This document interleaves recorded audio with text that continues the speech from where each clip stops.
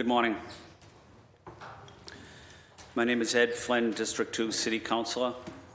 I am Chair of the City Council Committee on Veterans, Military Families, Military Affairs. This hearing is being recorded. It is being live streamed at boston.gov/citycouncil-tv, broadcast on Xfinity Channel 8, RCN Channel 82, FiOS Channel 964. Written comments may be sent to the committee email at ccc.vma@boston.gov and will be part of the record and available to all councilors. They also can email me directly as well, ed.flynn@boston.gov. Public testimony is critical, so I'd love to hear from you.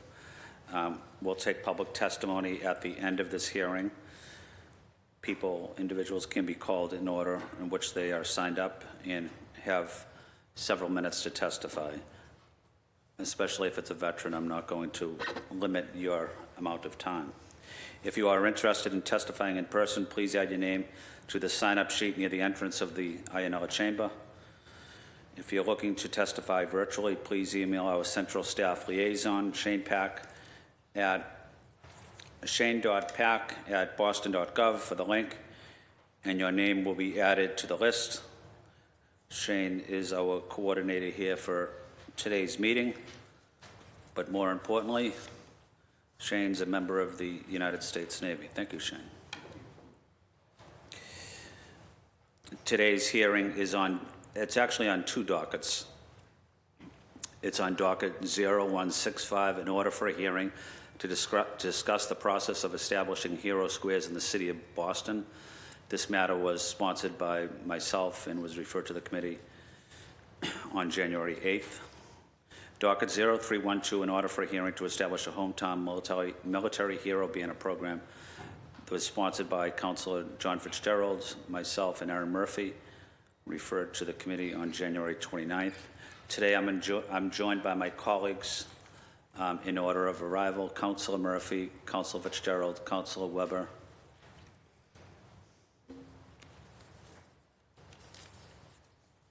I'm going to give opening statement, and then I'm going to give an opportunity for all city councilors also to give an opening statement as well. And first of all, I want to acknowledge the important role and leadership of the City of Boston Veterans Commissioner, Rob Santiago, an outstanding Veterans Commissioner in the city. I've seen many Veterans Commissioners over the years, and Commissioner, you're at the very top, and want to acknowledge your important leadership and your integrity as well. And you're only as good as your staff, as you know. And you have an outstanding staff as well, including Bella that's here. I'd also like to recognize Councilor Murphy as the co-sponsor of the Hero Square, Councilor Fitzgerald, as I mentioned as well. It is critical that the City of Boston continue to show its support for those who have fought for our country. Commissioner Santiago is retired United States Navy. Our veterans serve with honor, valor, distinction, and deserve this recognition.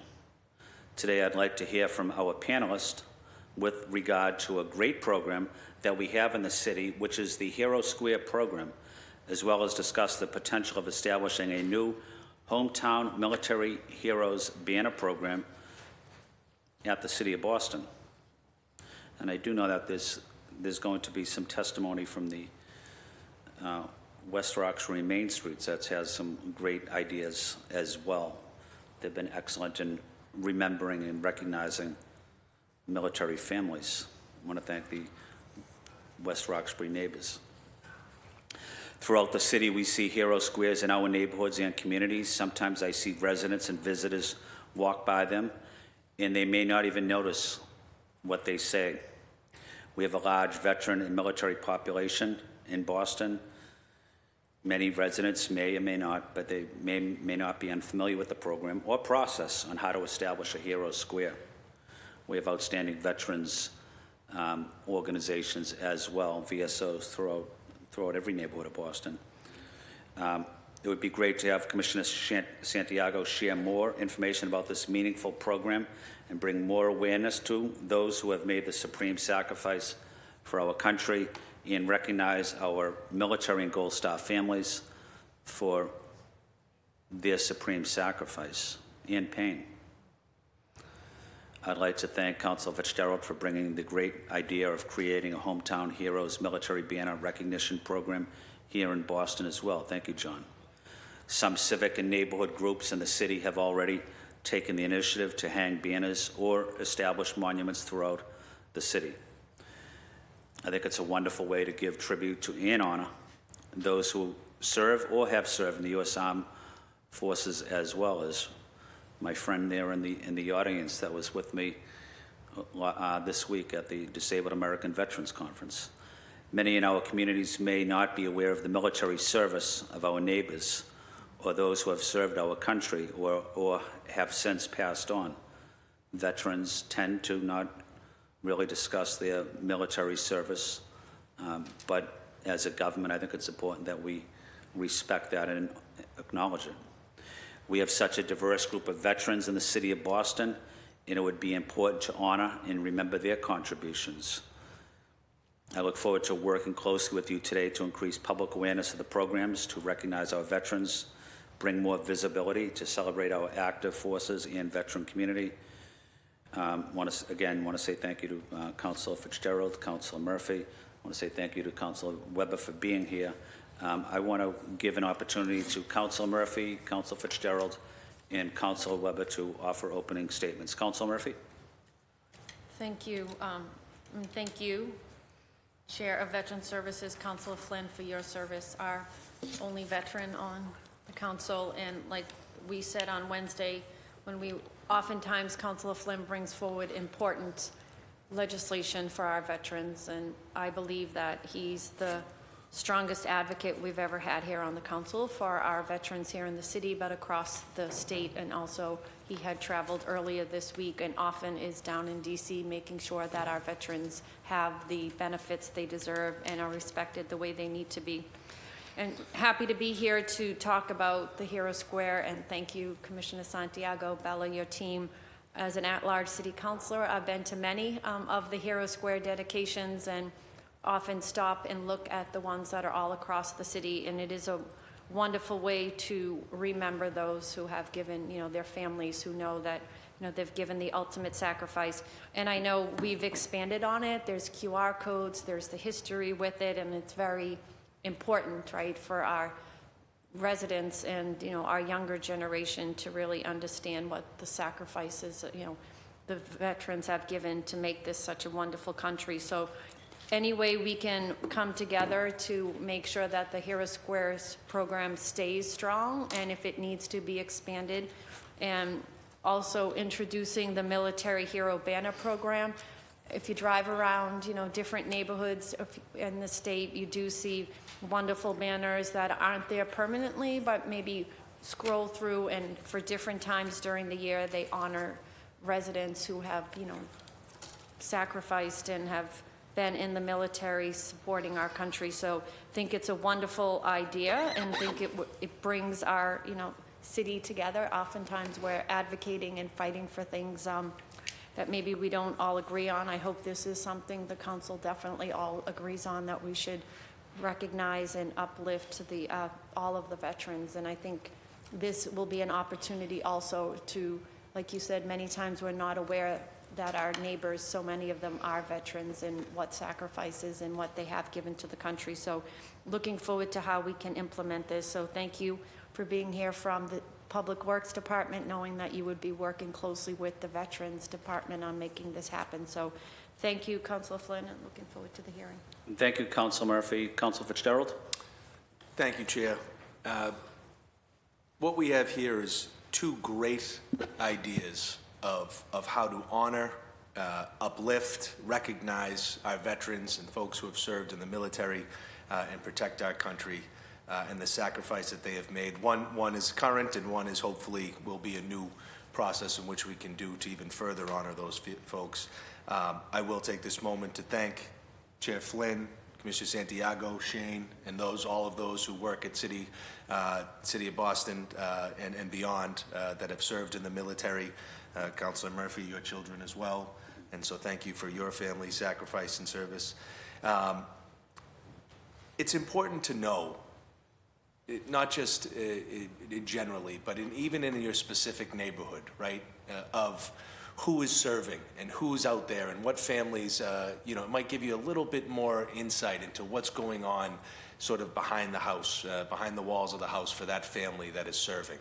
And, while you can never, if your family doesn't serve, you might not ever know, but there might be families that you were unaware of that do have veterans and that do, and the things that come along with being a veteran, right? And the PTSD or other issues that might come with it. And so it's important to continue to honor and uplift and recognize these individuals. And my hope in that, as we discuss how to bring Hero Squares forward even further and to introduce this new Hometown Military Hero Banner program, is that in a world today where things can be pretty divisive, we can go into every neighborhood now. And you walk through any neighborhood, no matter the background, race, color, religion, and you see the folks that serve in the military that protect our country. And I think it starts to just unite people a little bit better, right? Where they can say, you know what, we're not all that different. Because here they are. I have these flags down in Dot Ave, and I see these folks and these individuals and families that I grew up with, I know. And then I go down Mattapan or West Roxbury or South Boston, and I see that they've got their own families and their own folks up there as well. And it sort of brings that kinship of the city together. And so I don't think there's many people that can be divisive over, and I say that lightly because Lord knows in today's world, but I don't think that there's many people that can be divisive over fighting to make sure that we're safe and our families are safe. I think that at the end of the day, that's one of the only things that our job is to do here on the council and for those in the military. So I look forward to both of these. And my hope is with the new program that it's not a big lift, that it's not an expensive lift, and it seems to be one of those ones where it can be doable, it can be cost effective, and the impact it has far outweighs any of the issues we may see on the budget or city side of these things. And so thank you all for being here. I look forward to answering to hearing your answers to some of our questions. And thank you, Chair, again. Thank you, Councilor Fitzgerald. Let me go next to Councilor Weber. Councilor Weber. Thank you, Chair. Just talking earlier to Commissioner Santiago, I think now more than ever we need to step up and support our veterans. We're facing a White House that's decided to cut services to them, and so we need to see, take every opportunity we can to fill in the gaps and provide the services that our veterans deserve. I've had I've been proud to have been at 2 Hero Square openings in District 6, and it's a great program that's run by the city.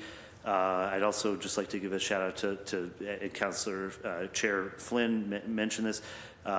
In West Roxbury, you've got Lindsay Chase, who's sitting behind me, who is the director of West Roxbury Main Streets, and organized and brought to life a Hometown Military Hero Banner program on Center Street in West Roxbury.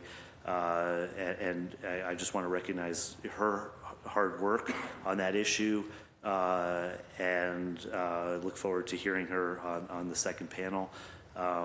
But I think it shows how the city can work with folks in the community to make a positive difference and step up for our veterans. So I look forward to the hearing. Thank you, Chair.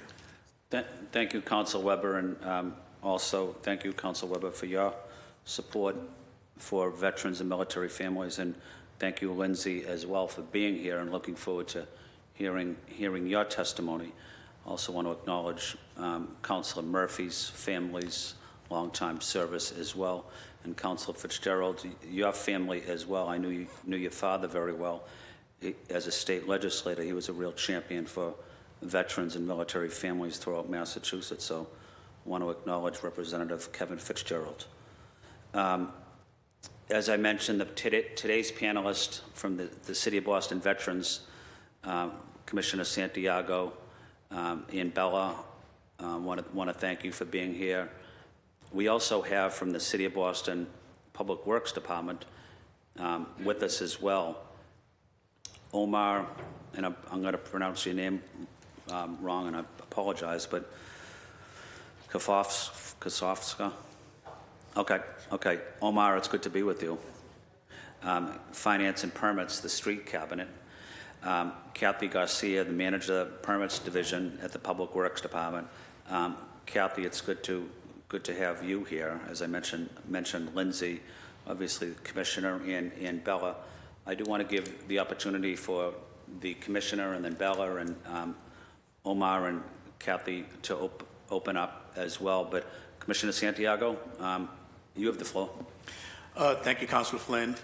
Before I get started, first of all, thank you for all your work and hard support in the community, for our veterans community and the community at large. You're a shipmate of mine, and I know we talk a lot about what's best for our community.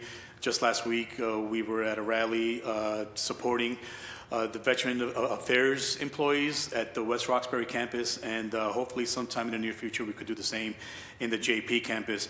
Also, Aaron, Councilor Murphy, thank you and your family for your service as well.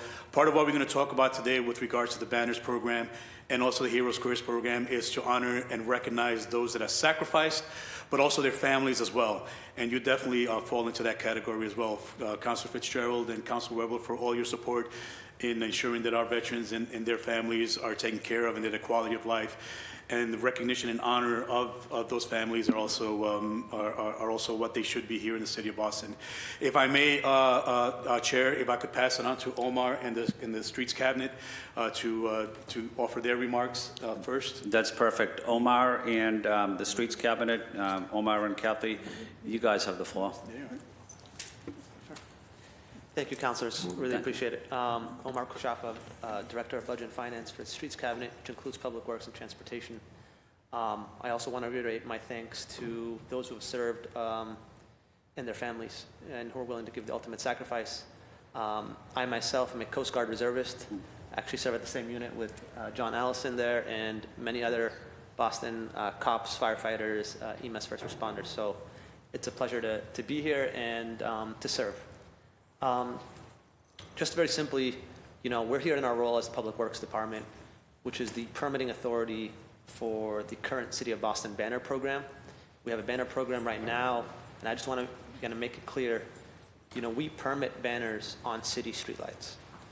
That is the extent of our banner program. We have a structured process for nonprofits to put up banners for up to 30 days on streetlights. And Kathy can go into a lot more detail as far as you guys want in terms of the process there, or what the specs are. But we support and work with nonprofits to put up banners that are compliant, and we make that process easy as possible for them. It's a small charge of $50 for each pole per month that we have. And really our main concern in this banner program, in terms of our current banner program, the reason why we do it, obviously, as a permitting authority is for safety, number one. Safety of the structure, of the streetlight structure, of the pedestrians under it, during the installation as well, making sure the contractor is bonded, all of those things that we care about with regards to the permitting process. And then also the advertising piece, right? Because people are advertising things on a public asset, just making sure the message is a good one. And as you guys have probably seen, most of the things that go up are great for the community. So we have a kind of a review process there and a standard that we have listed on our website. So those are the two things that we look for when we're approving banners. And, as of now, we don't really have the operational, we're not structured to run a banner program, right? Right now, as the permitting division, and, if you look at Public Works in general, we have a streetlights division that has bucket trucks, but they're trying to maintain 70,000 streetlights across the city, right? We got about 16 bucket trucks servicing the entire city, trying to get ahead of, our electric, gas, streetlights throughout, and keeping them in a state of good repair. And so, There would be some operational challenges to the city itself running, but I think what we would say is we encourage any organization or veteran groups, in this case specifically, to work with us to put up banners, because we would love to support them in that. And I think we have a good process where, as long as they give us 30 days notice, we can work with them to put up a banner for at least 30 days, and we can work with them to put it up for longer if needed. We don't put up banners in the winter. That's the other thing I'll mention, just for safety reasons. So by the end of December, banners come down and they go back up in April. So I'll pass it on to Kathy to add anything there, but that's kind of our summary. Thank you, Wama. Good morning, everyone. My name is Kathy Garcia, Permitting Manager for Public Works. I would like to start off by saying thank you to all the military and their family. Thank you for their service and their sacrifice. Any questions that you may have in specific regarding the permitting process regarding the banner requests, I'm happy to answer. Usually we get a letter request at least 90 days in advance, 30 days minimum. We review the banner requests, the sample of the banners, the locations. We try to work with as many groups as we can at the same time. Some of them want to reserve the poles in the same area, same location. Sometimes we may have a little hiccup because the marathon is happening and, the advertisement wants to happen at the same time, but we try to work along with them. Again, it's 30 days, $50 per pole. The City of Boston does not install them. It's installed by a third-party contractor. We have two major companies that always work with our applicants, and we sometimes try to waive the fees if possible. This is something that I believe that we can work on with our military and veteran services, but also is something that the third-party billing would be something that we cannot get involved in, but it's something that on our part, on the permitting process, we can try to help and move along the process. And thank you, Kathy, and thank you, Omar. And Omar, and thank you for your service to our country as well. We respect the work you do here in the city. We respect the work you do, your commitment to our country as well. And I'm glad you recognized John Ellison as well from the United States Coast Guard, who's a wonderful person and a friend. What is the motto of the Coast Guard? Semper Paratus? Semper Paratus. Semper Always Paratus, ready. okay. Yeah. So you guys are always ready. Yes, That's sir. why you came here today with full of knowledge, right, and giving us great information Yes, sir. already. So what I'm going to do is I'm going to give, Commissioner Santiago, do you want to weigh in first, and then we'll have questions geared towards that? Yeah, sure. Okay. Just wanted to say first, thank you, Councilor Fitzgerald and Councilor Flynn, for elevating the Hero Banners program and to have a discussion about it. I do want to add that John Allison does work at Veteran Services as well. He's been with us for quite a few years, and we're very happy to have him.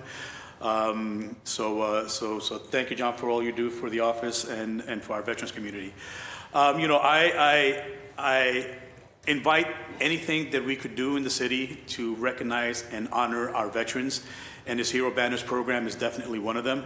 And this is something that we're definitely going to look into. And what we're going to do is work on a proposed timeline and implementation of this program. But there's a lot of things that we must consider in the process. I did have conversations, a couple with Linda Chase from West Roxbury about the program and what they did in West Roxbury, and try to broaden that and make it a citywide program. But it takes a lot of moving pieces, and it's going to take a lot of effort on part of my staff. Right now, with all the programs that we have going in Veteran Services, to include the very successful Black Veterans Program, the luncheon that we had this past weekend. We have the Women's Roundtable coming up in a couple of weeks. Then we have the Welcome Home Breakfast in April, Veterans Month, as we call it, in November, and of course Memorial Day Month in May. So there's a lot that we have going on, which is why I want to work on a timeline and implementation for this, because for us in the City of Boston, Veteran Services, to do this, I want to ensure that we do it the right way. I just don't want to jump into doing a program just for the sake of doing the program. If we're going to honor our veterans, I want to make sure that we're honoring our veterans in the best possible way with everything thought out that we possibly can. So I'm looking forward to this continued discussion and also the implementation. I could go over a couple of phases that I'm actually thinking about doing. Of course, the first phase would be the planning and preparation phase, which will take a few months. A big part of this is going to be the community engagement, working with the various communities. West Roxbury, we already have a head start with them, but also any of the other communities that want to be part of this banners program. But a big part of this also is, where are we going to hang the banners? Are we going to work with the communities in doing it in their specific communities, or are we going to find a central location where we're going to hang these banners, rather be around City Hall? Faneuil Hall will be a great place on both sides of Quincy Market, for example. You know, the way we did in the West End, where Streets gave the permits for the celebration for the Celtics. So, you know, being strategic about where we're going to hang the banners is going to be a big part of that implementation and community engagement part. But also identifying which veterans that we're going to honor. That's going to play a big role in this. You know, how we have, I would like to say, over 20,000 veterans that call the city of Boston home. I know officially something over 13,000 because of the census, but we know that those numbers probably are most likely higher.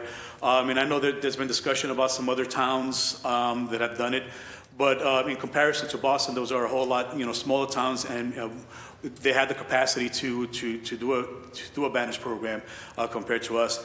But we do want to look into this. We do want to implement it, but it's something that we're looking at doing it the right way, you know, and doing it in phases to think about and be strategic about it.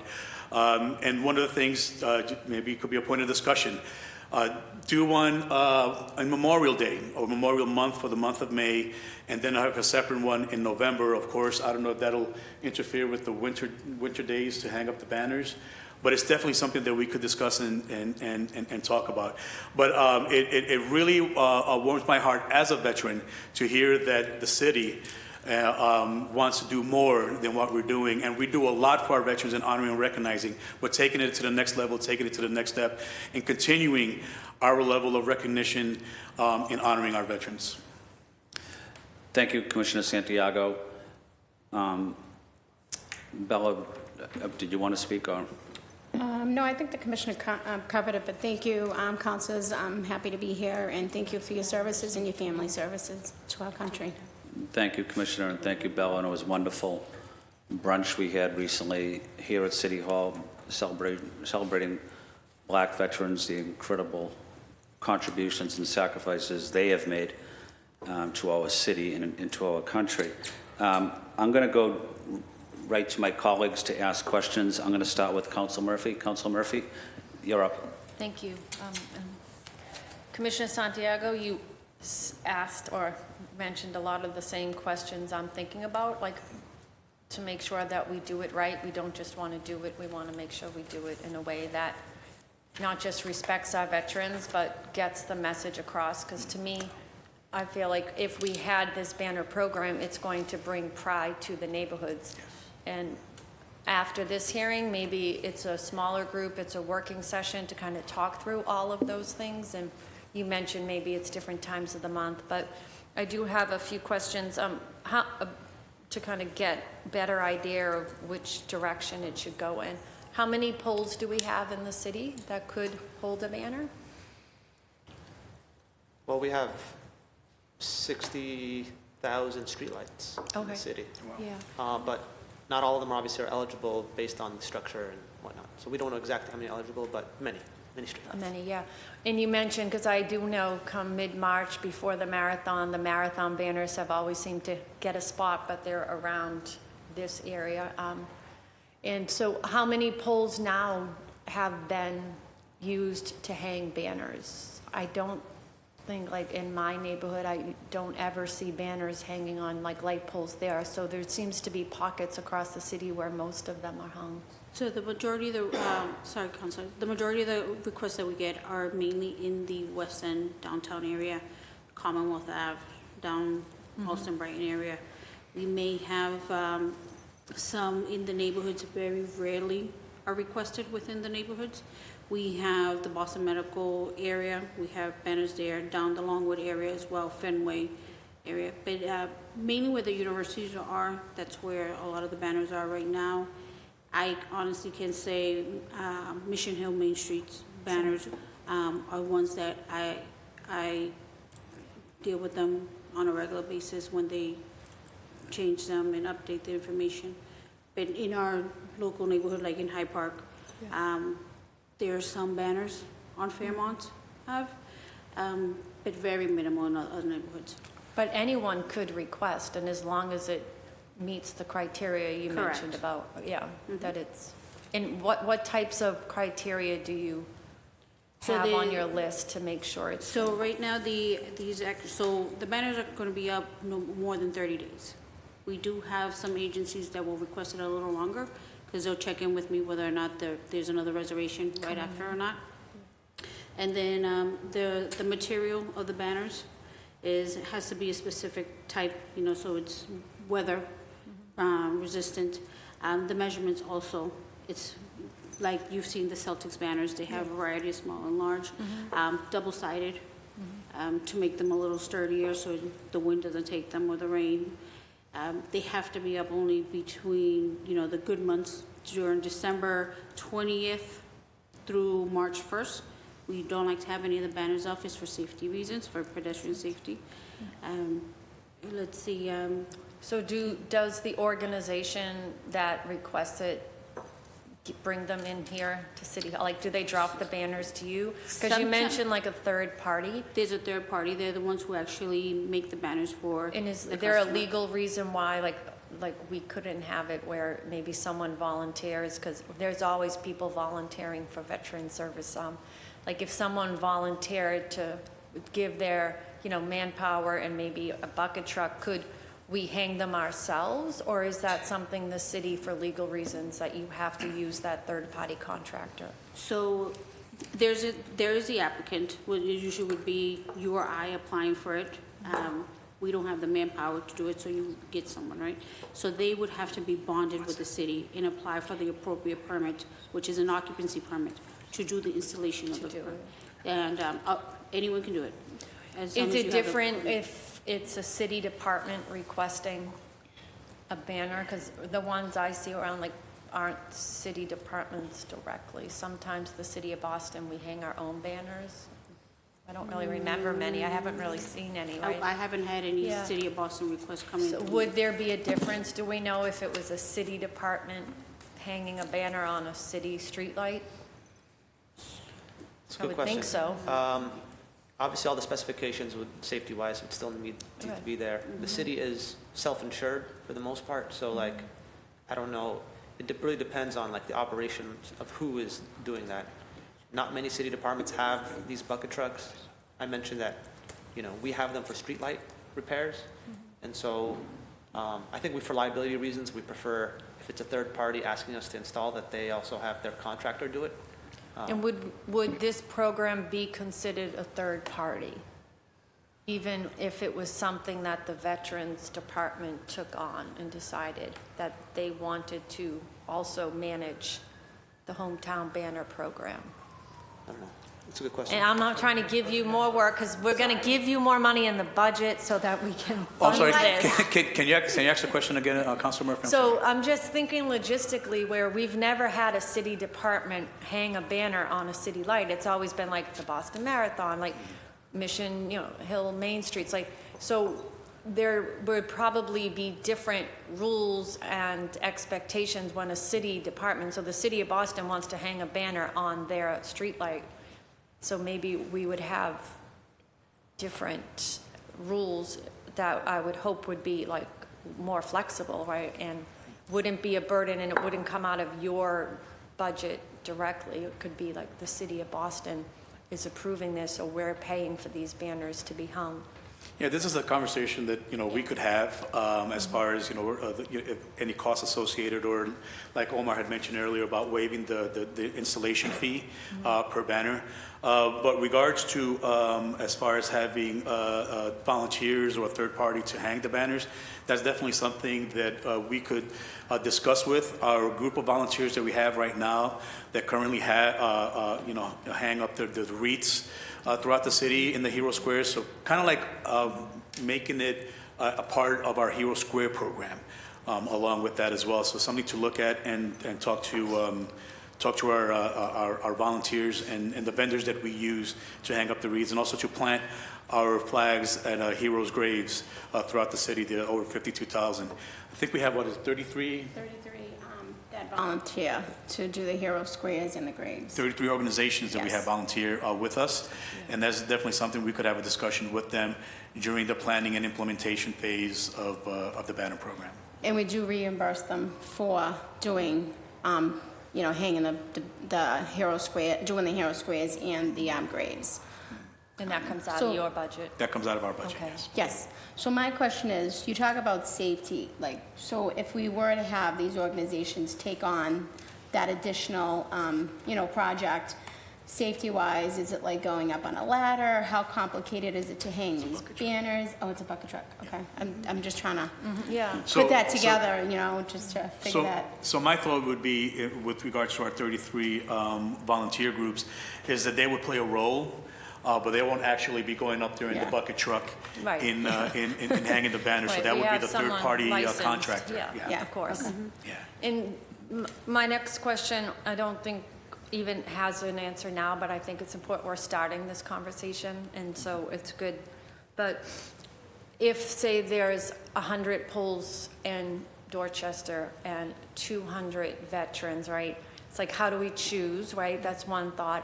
And then also, and I know in the next group, we can see how West Roxbury did it, and maybe learn from the great things you've already done, but, and would it be that, like you mentioned, there's 22,000 veterans in the city of Boston, like, I would think, like, are we choosing them from a list, or are families coming forward?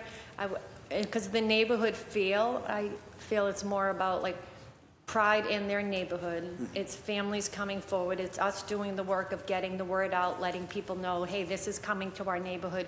Do you have a veteran you would like to honor? We have this many polls, kind of try. And I would hope we had more than, it would be good that a lot of people wanted to participate. Yeah, there definitely is going to be an application process, and that's going to be the biggest challenge that I see with the banner program, is identifying which veterans or active duty service members that we are going to recognize, either if we decide to do it within the communities, or if we decide to do it in one central location, kind of like what was discussed earlier, the West End, or high traffic tourist areas, and along with that line, of course, have a dedication ceremony when we do hang them up. So the biggest challenge is going to be what the qualification process is going to be, or what criteria that we're going to establish for the next round, so to speak, of the banner program. So there's so a lot of that is going to be part of the community involvement piece, and the community engagement piece as well, to see what they want, what the community wants, and what their criteria is going to be. And then, of course, we'll tailor it either by neighborhood or by community, or decide how we're going to do it, in a central location, and seeing and ensuring that all the neighborhoods that want to be a part of that particular round will get the recognition of their neighbors involved there as well. So that's going to be all part of the discussion that we need to sit down and vet to ensure that as Do they it say, right. no person is left behind.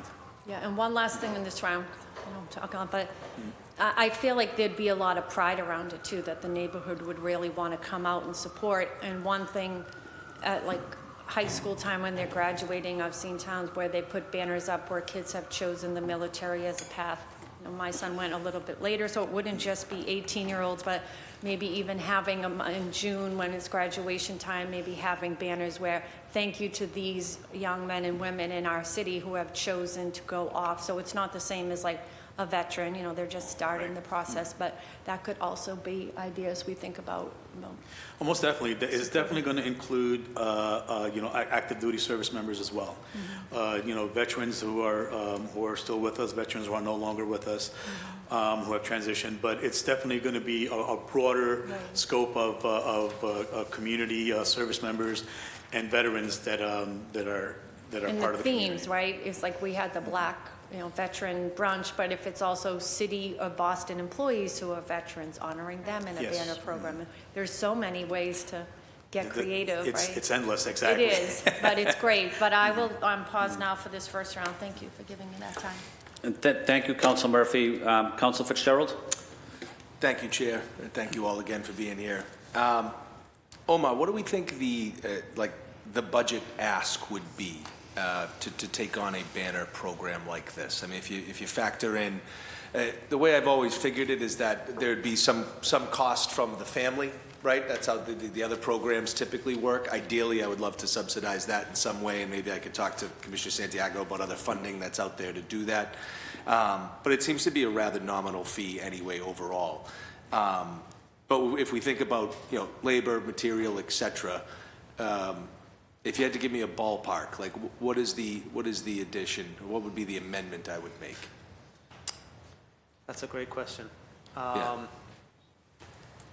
I might have to get back to you on pieces of this because obviously, the budget offices, they have experts in terms of existing costs, but because we've never run this program ourselves, and I've never went to a contractor, but you can imagine like the biggest costs are the fabrication of the sign itself. Yep. And the installation and maintenance and the brackets that go along with the banner, right? Yeah. So anytime an issue happens with the banner, you think it's a 1 or 2 time cost, putting it up, taking it down, but sometimes things happen in between. Yep.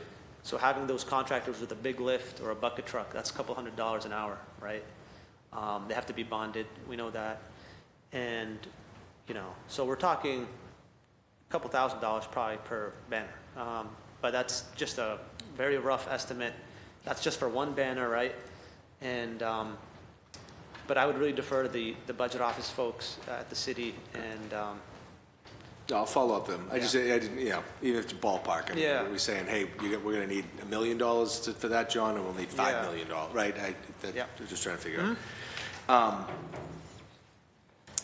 And another thought I had around the neighborhoods about where they go. I would strongly urge that, I know we talked about do they all go downtown or not. I would strongly urge them to be in the individual neighborhoods where the veterans are from, or veterans or active military are from. Sort of going back to the, taking the pride and going around to other neighborhoods and being able to see those folks there as well, that the folks who live in the neighborhood that are there. And of course, it can be active duty and veterans as well. I think it's actually nice to have a mix of all. If you're walking around and you see a 90-year-old veteran photo and the next one's a 20-year-old kid that, who's friends with your son or something like that, right? And you see them at one pole after another. I think it just shows the depth and variety of the people that serve. So I'll put in for that. As for funding, I was also thinking of a way, again, in many other towns, it's the family that pays for the actual banner. I could see it staying up for the allotted time that it is allowed for that 1 year, and afterwards the banner would then go to the family, and we'd sort of, you go to the waiting list, which I imagine would get pretty lengthy pretty fast, and put up some new ones. And hopefully that would take away from too much of the labor and materials, right? And there's some portion of that is covered through the application. But I was wondering if even with that, if there was a way to set up a fund to help out other military nonprofits or veteran nonprofits, where if there was any excess funding, where say it was, it's $175 for the banner, the family pays, but we get X amount covered by a corporation or a grant or some other aspect that Commissioner Santiago, I would just count on you and your team to do the homework on and try and find other people to subsidize it. But then that original application fee could then go to a pool that is then donated as well. I don't know if that is allowed or not, but just a thought as to sort of a bonus with this banner program in terms of, I mean, obviously, let's make sure everyone's covered and paid for from on the city perspective, but that any excess funds would go to a nonprofit as well. No, I know there are some, thank you, Councilor. There are some, not just nonprofits, but there are some sponsors in other communities that actually did pay for some of the banners or defray the cost of the banner program. If I could piggyback off some of the numbers from Omar and the pricing, this is what the team came up with talking to other communities, and this is per banner. So this is so for if we wanted an 18 by 36 banner, the average price is $85. Something smaller or something bigger, I'm sorry, that's the smallest size. The biggest size, the 30 by 60, is approximately $125, which the brackets or the hardware kits per banner averages about $70 per pole. And correct me if I'm wrong, but those once you install those brackets, the hardware kit, it stays on that pole. Okay, so that would be a one-time fee for those poles that we have initially recognized or identified to hang up a banner. There's also, it looks like a $100 fee that may be added to the invoice as well. So that's just the average, and they will need a minimum of 6 weeks prior to be able to generate and build these banners with whatever whatever way we want them to look. So that's the price that we have, but definitely part of the whole outreach piece of this, but the outreach phase of this is going to be identifying any sponsors that could help out in defraying the cost for this.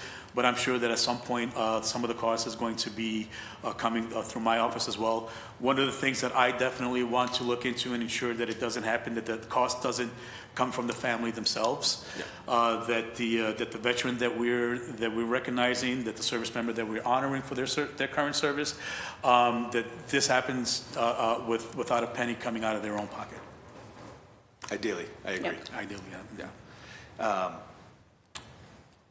Thank you very much again. Look forward to learning more about this, and please, as you guys do the homework on the possibility of these programs moving forward, please use our offices here or the council for advice and for whatever lifting we can do on our behalf to make your job easier and maybe expedite this as best we can.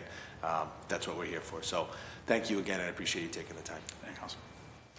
Thank you, Council Fitzgerald. Before we go to Councilor Weber, Commissioner Santiago, we had the wonderful breakfast in honor of the Black veterans at City Hall last week. Two of the people that were here, and two of the people at that breakfast are here with us now. I'm probably going to get some public testimony from them later, but I do want to recognize them. They're wonderful people, but they're wonderful veterans advocates. My friend Haywood Fennell, who's a United States Army Vietnam veteran. We have great respect for you, Haywood. Thank you for being with us. I often have coffee with Haywood at Nubian Square, the little coffee shop there. Haywood likes to invite me all the time because I'm always paying for the coffee. But I also want to recognize my friend as well, Commander Tewitt, at the Carter Post on Blue Hill Avenue in Mattapan. So I want to say thank you to both of you for your commitment to not only African-American veterans here in Boston, but veterans across the country. You guys are well-respected leaders, and just want to acknowledge our presence. Can I call on Councilor Weber next, please? Okay, thank you, Chair.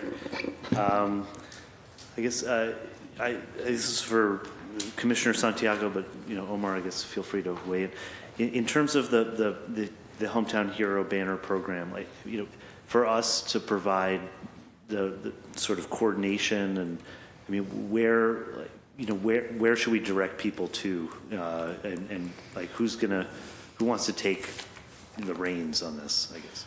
That'll be my office. Okay. That'll be my office. Okay, and then, so in terms of lining up sponsors and things, do you have any thoughts on that and how we're going to, I think it would be good, I think as Councilor Fitzgerald was saying, to have, instead of like people looking for sponsors, we've identified already a list of organizations that, would contribute to this. We do have a list of veteran organizations and organizations that have sponsored some of our events in the past.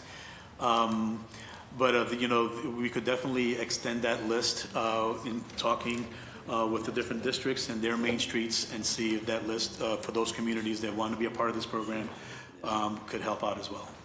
So Okay. we don't.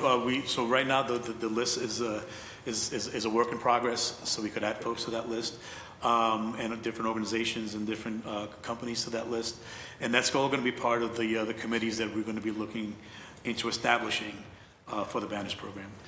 And if as individual counselors, we identify, if somebody comes to us or we find somebody who would be a good fit, should we send them to you? Is that? Yes, sir. Okay.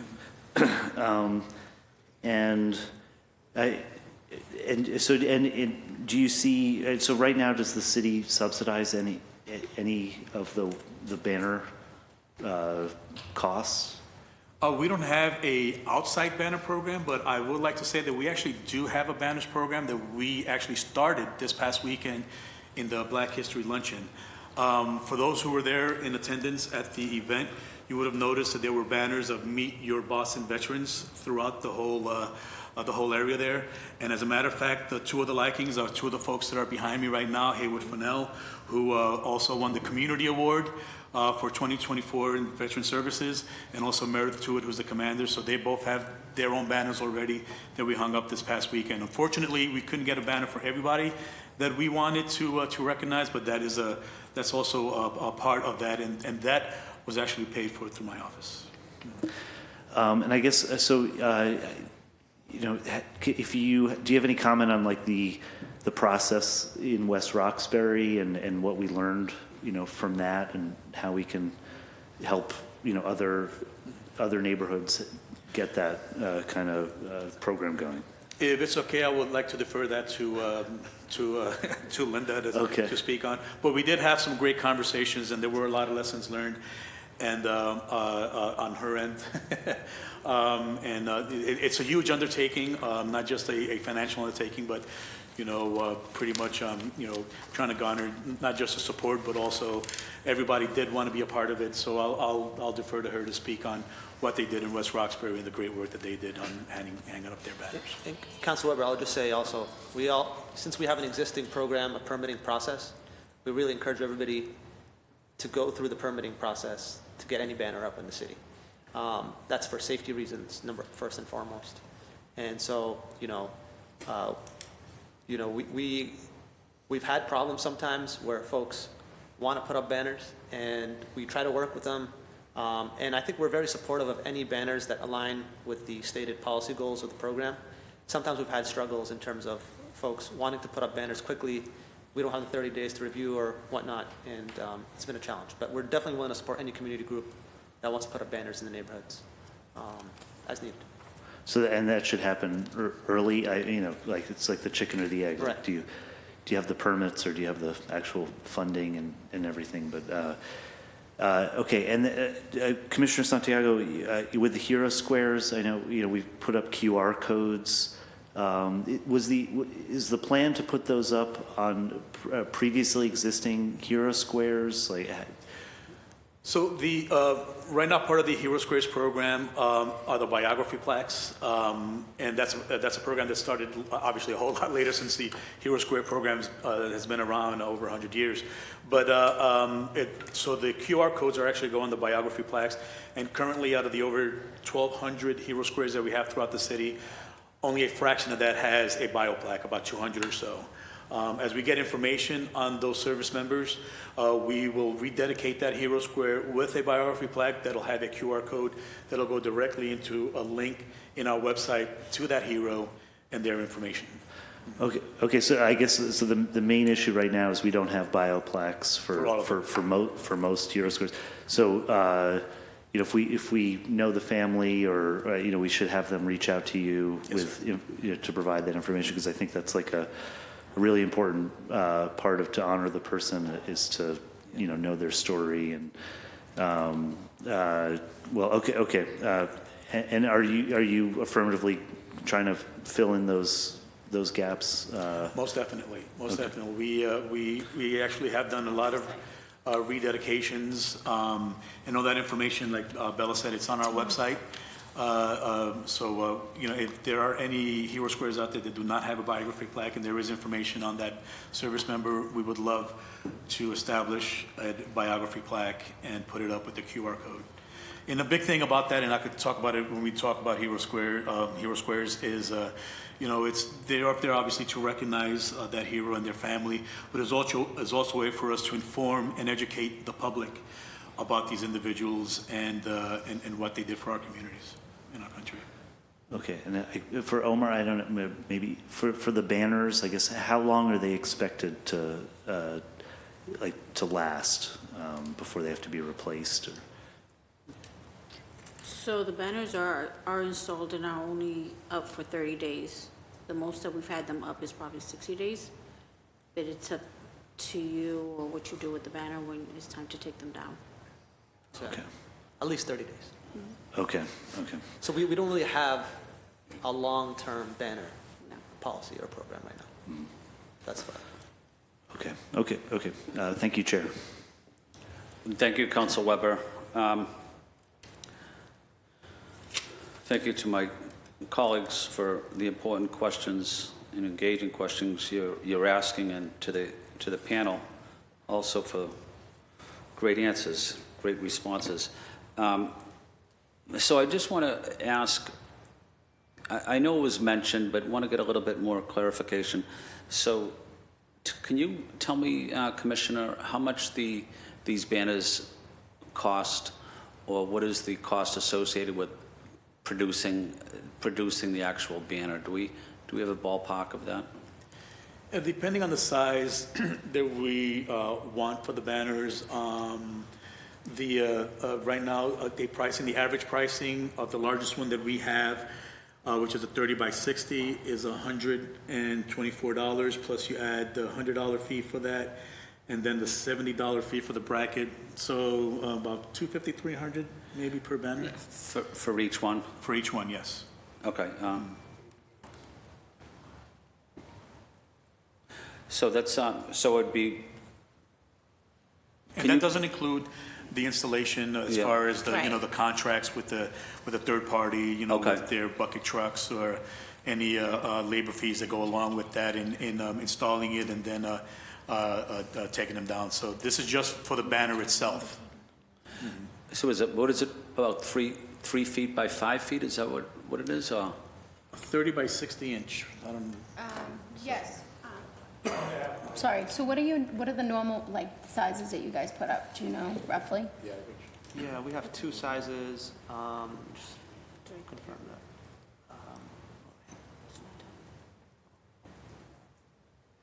All right. 31 by 60, yep. Third. All right, so the 30 by 60 is $124.95, and then you add the additional cost, which is the 70 plus the 100, and then obviously we have to contract out to get someone to install them, and then also the same contractor would have to take them down. Is that correct? Correct. Okay. So are we talking about $1,000 for each one? Total cost, producing it, putting it up, taking it down, is that?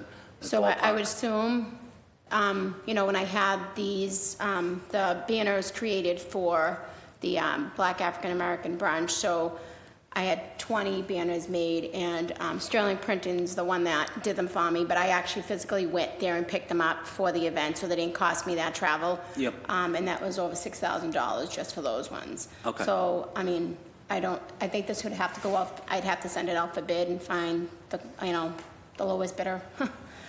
So which way they would do it, so I wouldn't really know what the charge would be for the, labor and all that stuff, or what they would include, but roughly I would say a little bit over 1,000 probably. Okay. By the end of The banners from the Black Veterans event, would they be the same type of banners or was that a larger banner? it was larger, but they're Yeah. not double-sided. I believe the other ones have to be double-sided. It was Okay. definitely larger because it's more of a from the ground to the top type of, I forget exactly, it was like 24 by like 70, so it was definitely a totally different size, but it does have to be double-sided, I believe. And I would assume weather-wise, too, is a different material. Yeah. Okay. And give us an idea of, on the banner itself, and maybe Councilor Fitzgerald might want to weigh in, but on the banner itself, and Councilor Murphy, what would it say? Or what would, or the photo, or the picture of the veteran, or how would you recognize the veteran? This is where I would like to get community input on, Okay. to see what the community would like on the banners. But, you know, some of the vitals that are going to be there, of course, is a picture of the veteran or the service member, their service, or at least their branch of service, maybe their period of service on there if the community so wants. So those basic vitals, the picture, the branch of service, and possibly where they've served as well, if there are any conflicts or any deployments that they have done, if that is wanted on there. But just looking at what some of the other communities did is pretty much just that. One community even added the highest service medals that the individual has received. One says Our American Hero. Another one is called Hometown Heroes, Hometown Hero again. So, I would like to see what the community would like to put on them, and then we'll just, see. But those basic vitals are the ones that will be on there. Oh, okay. So it would be a community engagement process Yes, that'll be part of of it. reaching out to veterans. Okay, that makes sense. And certainly, if we want to have a listening session, I can certainly host one here. Want to work with Councilor Fitzgerald, Councilor Murphy, and maybe hosting a listening session, maybe even in one of the communities. I'm going to give an opportunity for my colleagues to ask another round of questions if they'd like on this particular docket. But I do know that Omar and you as well are both of you leaving? Okay. So I do want to give an opportunity for us to have one more round of questions. And again, want to say thank you to Omar and to Kathy for being here. And I know you have a time limit. So I do want to see if any of my colleagues do have a quick question or two or comment. Maybe we could direct it at Omar or Kathy. Let me go with Councilor Murphy. Thank you. And thank you for being here. I know you'll stay with us through this conversation. It's just the beginning. One question, when you talked about the price, the $125 plus the $70 for the hardware and the $100 fee, is that a printing fee or was that a city fee? That's That's a Commissioner. printing fee, Yeah. okay. Yes, Commissioner. And going forward in this conversation too, I mentioned it earlier, but just trying to see, because it would be the first time it was a city department hanging banners on, city poles. And also, it will be in neighborhoods, unlike West Roxbury, who does a great job, but in neighborhoods who've never had banners hanging. So trying to figure out how much would the city be supplementing and paying, right? I would hope that, and they'd step up and it wouldn't have to come out of the veteran budget unless we add it specifically to the veteran budget. So want to brainstorm that as we go forward, how your department can work with us to find ways to make sure that this cost is spread out across the city or it comes from the general fund to honor our veterans across the city. And I think going into, the 250th and others, they're definitely going to be putting banners to find out what the other departments are going to expect, and maybe the city plans on paying fully for those banners for other events coming up. And if they are advocating, I'll be advocating strongly that we do the same thing for the veterans, so to find out if there's any, have you gotten any word yet on those?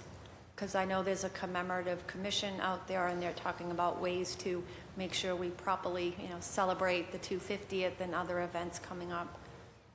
I know. Oh, I haven't heard anything as of yet. No. Yeah, but that would be good to know if, yeah. But that's all. But thank you for being here. We'll stay in touch. Thank you. Thank you, Councilor Murphy. Councilor Murphy, and you mentioned the 250th anniversary coming up. I think that's really important to acknowledge, but maybe figuring out a way how we honor and respect our veterans and military families. So maybe we can continue that conversation with Commissioner Santiago's team, but I do think that should be included in this celebration. Are you on that commission? No, actually, no. Well, maybe we'll have to advocate to make sure we have a veteran voice on that commission. Thank you. Okay, thank you. Outstanding recommendation. Council Fitzgerald? Thank you, Chair. Just a couple of quick suggestions, and I just want to read one testimony into the docket. I would suggest that for the banner program, but on the Hometown Heroes, the Biosquares are a unbelievable addition. I remember going to the Walsh Park dedication last year, and learning the story of, and I forget his rank, I apologize, but of Mr. Walsh out of Dorchester, named after Walsh Park, learning the story of him jumping on the grenade to save his friend, right? And then you sit there and you go, yeah, this guy deserves a park named after him. Absolutely, he deserves more than that, right? And so it really, you appreciate the park itself, you appreciate the block that the Hero Square is after, you appreciate the street that holds the banners that much more when you understand the story behind the veteran.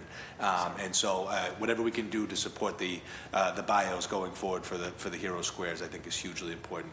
But as for the banners, I would suggest they stay up during the year within the allotted time. I don't want it to just be up for 30 days. So I just so that's not misunderstood.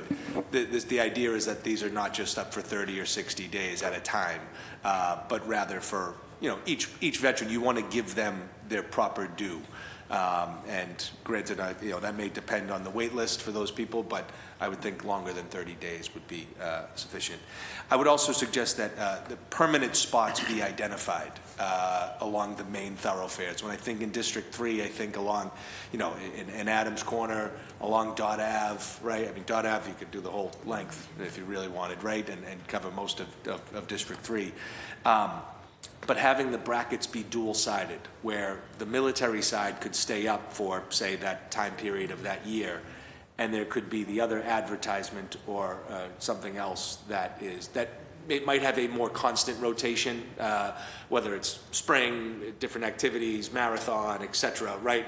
Like that can always be replaced with something else, but the military would stay up for the year before being returned to the family that requested it. So those are just some suggestions in how I'm thinking. I know that it's the dollar signs are just ticking as I rattle off these suggestions, but again, we'll be looking to subsidize this in some way, shape, or form. And then finally, lastly, I'll just read this only because I think it was important.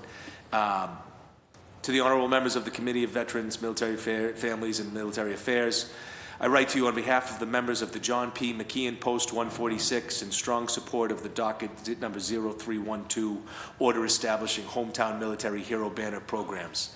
As the commander of the John P. McKeon Post, Boston's largest veterans post, I see firsthand the importance of celebrating the courage and sacrifice Boston veterans have made to serve their country. The vast majority of these veterans continue to serve our city as public servants, volunteers across a diverse number of community programs, and as mentors for younger generations to continue to uphold the values of duty, honor, and sacrifice that Boston was built on.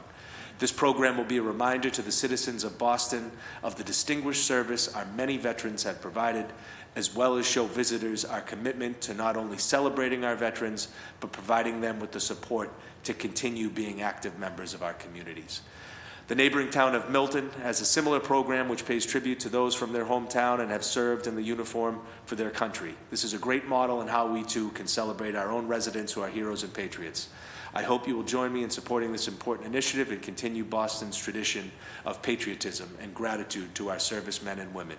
In conclusion, I would like to give particular thanks to Council Fitzgerald for sponsoring this proposal and Council Flynn and Murphy for their co-sponsorship. And we continue to be grateful for your strong advocacy to our veteran community and their families. Thank you, Joseph McGeckern, commander of the John P. McKeon Post. So I just thought as the largest post, that's an important one to read into, and I know we'll have further testimony today. But again, thank you all for the time. Thank you for this being the beginning of this conversation and this process. And I'm sure there'll be some hurdles, but I don't think they're insurmountable, and I look forward to getting over them with you guys. Thank you. Thank you, Councilor Fitzgerald. Before I pass it off to Councilor Weber, I do just want to say to Commander Tewitt and Haywood Fennell, thank you for being here. I'm sorry I missed the brunch last weekend. I was in Georgia at my son's graduation from basic training. He did start his airborne training this morning, so I was there in spirit and it looked wonderful, so just wanted to apologize to you, but thank you for being here and all you do for our veterans. Thank you. And Council Weber? Oh, thanks. Commissioner Santiago, just so for the banner program that you started in terms of getting into budget season, is there a special line item for that, or does this come out of just the department's general budget? I mean, when we're looking at funding these kinds of things. So it actually, excuse me, sorry, it actually comes out of our contracted line, which is the 529 line. So when we contract and we do any stuff like that, it comes out of that account. Okay, and that's just, there's just a general amount, and Yes. you figure out Yep. where to use your resources during the year? A lot of things come out of that account. Could be materials, it could be like the banners, coins. So it's not specific to certain items. It's like an overall, that's where all our contracted stuff comes out of. Okay, that's helpful. And just, Omar, this is a little off topic, but 60,000 light poles around the city. I had a constituent say that they were having trouble seeing at night, and they felt like the lights were not bright enough. And when I asked about it, I said, "Oh, there's actually a program to replace old lights through the city." Do you know in West Rock? We're talking about West Roxbury very shortly. Do you know are they replacing the lights on Center Street in West Roxbury? And is it the case that we're putting in brighter lights where their older ones are fading out? For sure. I don't want to speak on behalf of Mike Donaghy, our superintendent of street lighting, but definitely, and I've heard him mention Center Street. We can follow up with you to see the specific location and where it is in the queue. So Okay. we can follow up afterwards, just give me a sense of that. Okay, thank you very much. I'm putting you on the spot. I appreciate it. Thanks. Sure. Okay, thank you, Chair. Thank you, Council Weber. I know Council Murphy wanted to ask one final question. Council Murphy? To the streets cabinet, our streets like Galvin Boulevard and others that are state-owned, are those state poles? So we're only talking about the city poles? So I wonder, do you ever work alongside the state DCR? Like, because some of the banners, I think of the streets around the city.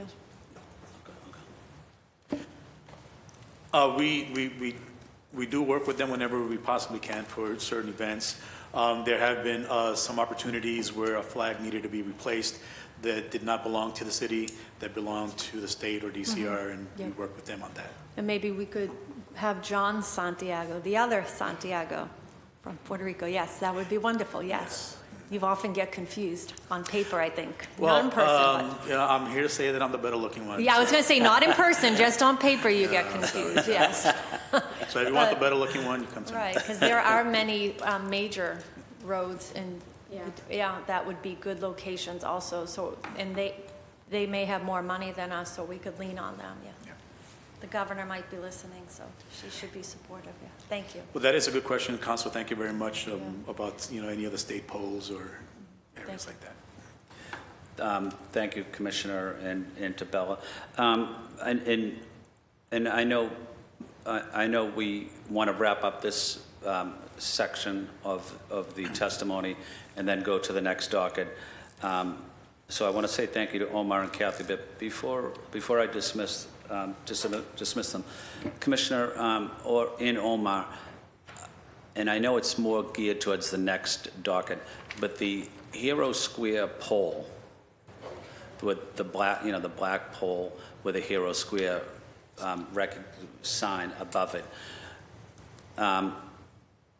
Who manages that in terms of if it's broken or if there's any issues there? Can you give me a little bit of background just on the physical pole itself? Now, I know that's transportation that actually works with that. Omar, before I turn it over to you, I do want to state that we have a great relationship with Mike Devine and his team at Transportation. They've been very supportive and responsive to any of our requests whenever a pole needed to be replaced or even a Hero Square needed to be replaced. I know there are poles that go back decades, the really thick Yeah. poles, and then some of the newer poles. But just wanted to state that they play a big role, and I'll get a little bit more into the specifics when we do the next docket. But they do play a big role in ensuring that those hero squares go up, and they've been very responsive and a great partner. Sure. And I wish I could give you, Councilor Flynn, specifics about the poles and the specifications on it, but I'd have to follow up with you on that. Okay. And I just want to make a distinction. The Hero Square pole there's a distinction between the Hero Square pole and the potential for the banner to be placed, but just for the public, it would not go on the Hero Square pole. It would go on a city pole. Streetlight pole. Streetlight pole.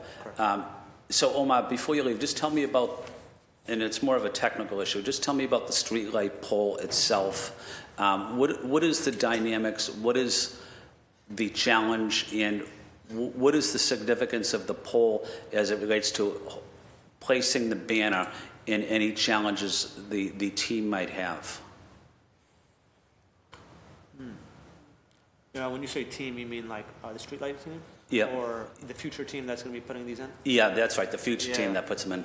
I mean, Kathy can speak to this as well. I mean, I think obviously our number one concern, we're doing a citywide replacement of not just the fixtures, but asset management of the poles to see what is the condition of the poles all across the city, what's their structural soundness, their electrical condition of the light. And so when we're evaluating and the brackets, and we're very specific that the brackets need to be maintained by the vendors who are doing the work, because the biggest concern for us is poles or the brackets themselves coming down due to snow, due to wind, or due to being improperly placed.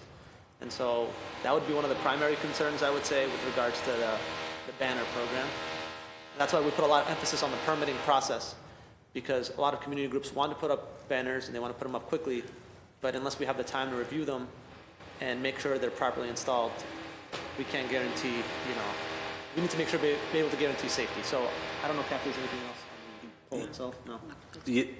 Well, thank you. And the condition of the banner or the material itself is also important. It has to comply with fire department standards, all that stuff. So the banner itself, and then you mentioned the bracket, but the banner itself and then the bracket, but obviously there's a tiny space between the pole and the banner. But what impact is the wear and tear, the rain, the sleet, the high winds?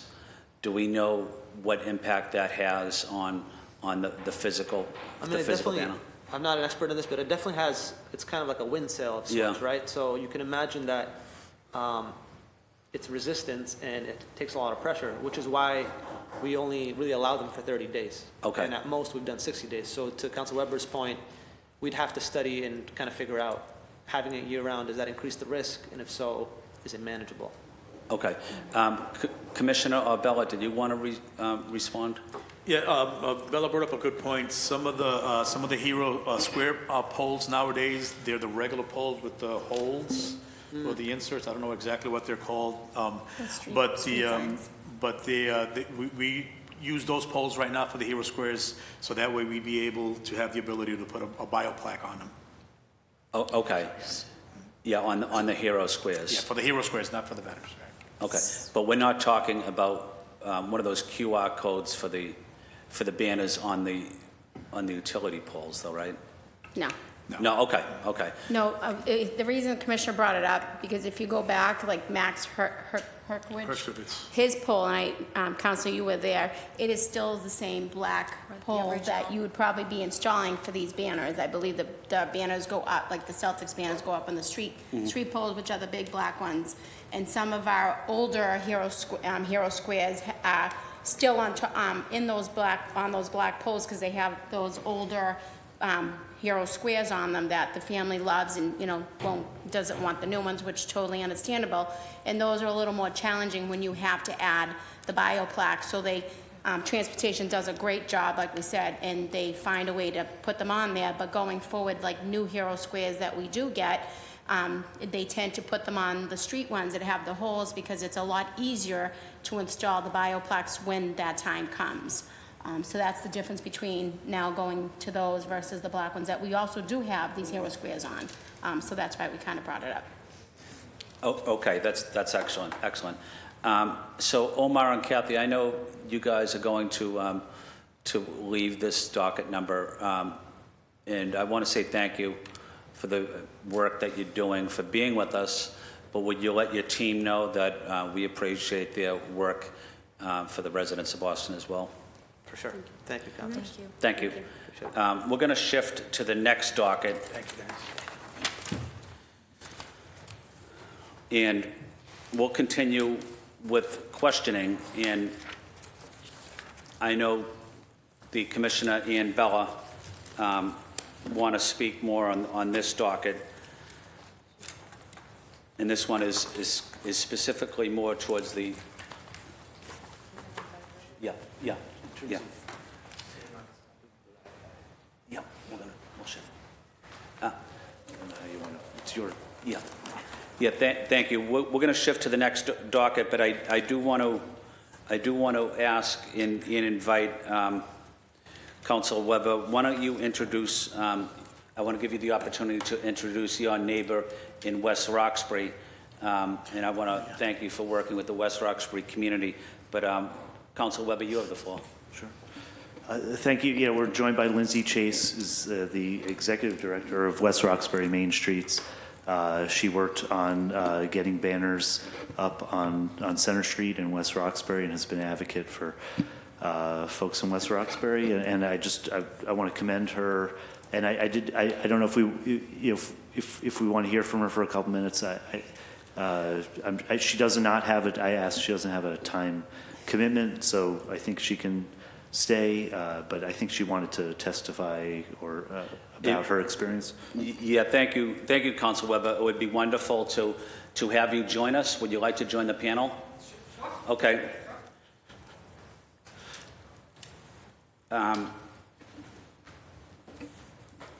Thank you. We're glad to have you. I know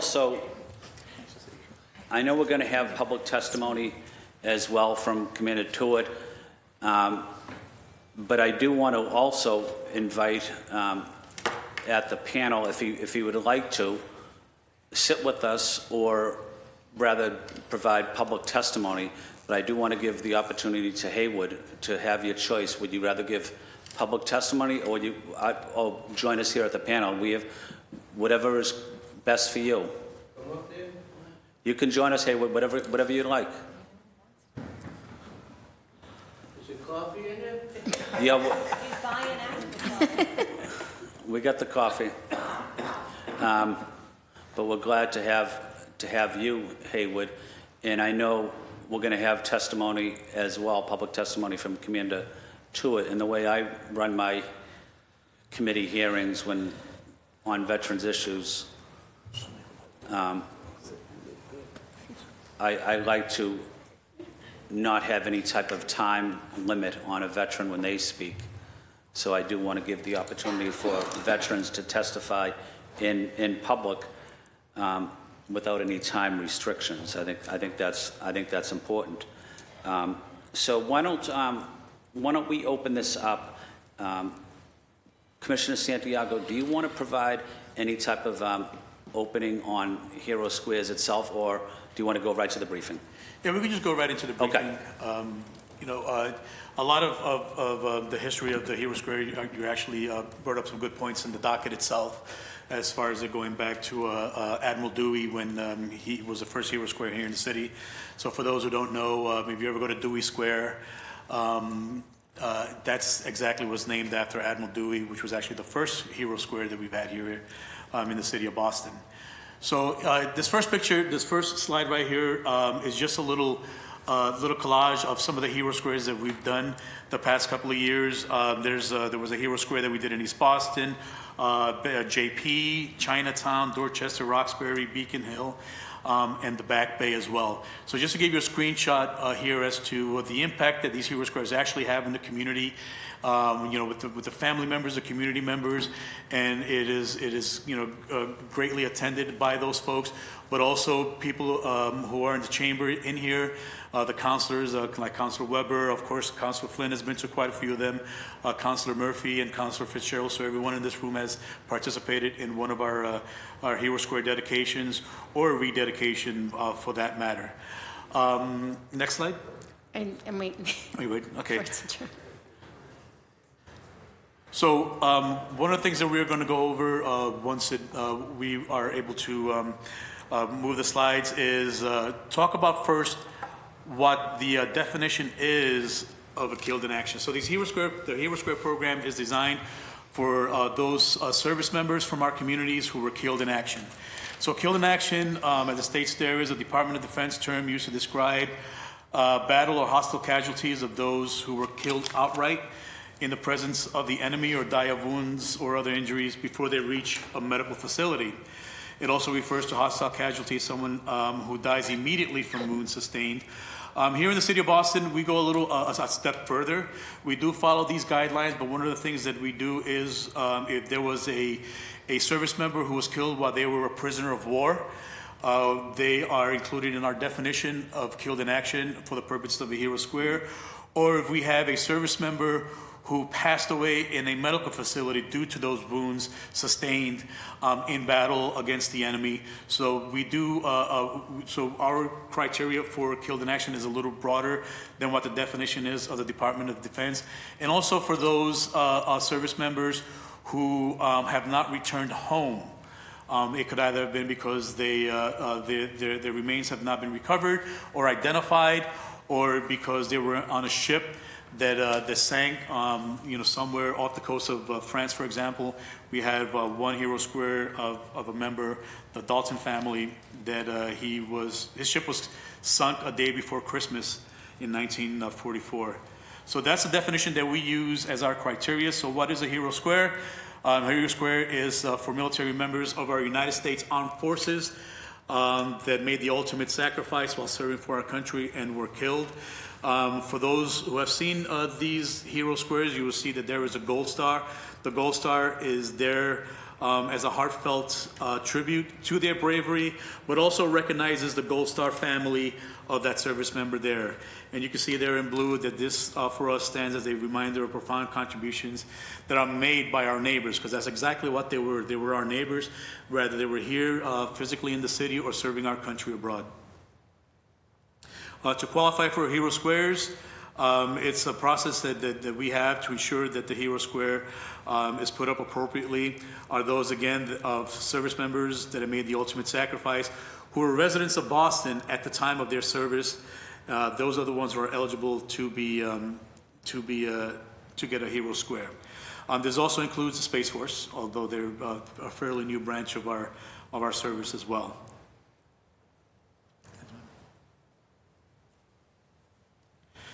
Applying for a Hero Square is pretty simple. The City of Boston invites all families, friends, and community members to apply for a Hero Square for any member of our community who made that ultimate sacrifice. To initiate the process, they could submit a proposal intake form, either a paper form, or they could click on the link on our website. Can you do that from there or no? No, I'd have to do it from this. Okay, so if you want additional information on how to access the form or the link, you could contact our office, and then we could ensure that you have those forms so that you could be able to submit a proposal. Also, with that, we also would like to get as much information as we can on the service member, either through their military records, also to include pictures, any news articles that they might have had, so that way we could include that information for the resolution for the City Council to pass, but also for the link to their website and for the biography plaque. The intake form is then reviewed by myself and the team at the Office of Veteran Services. At that point, when it is approved, we then go ahead and work with the City Council for a resolution. That resolution will then start the process to initiate for the Hero Square.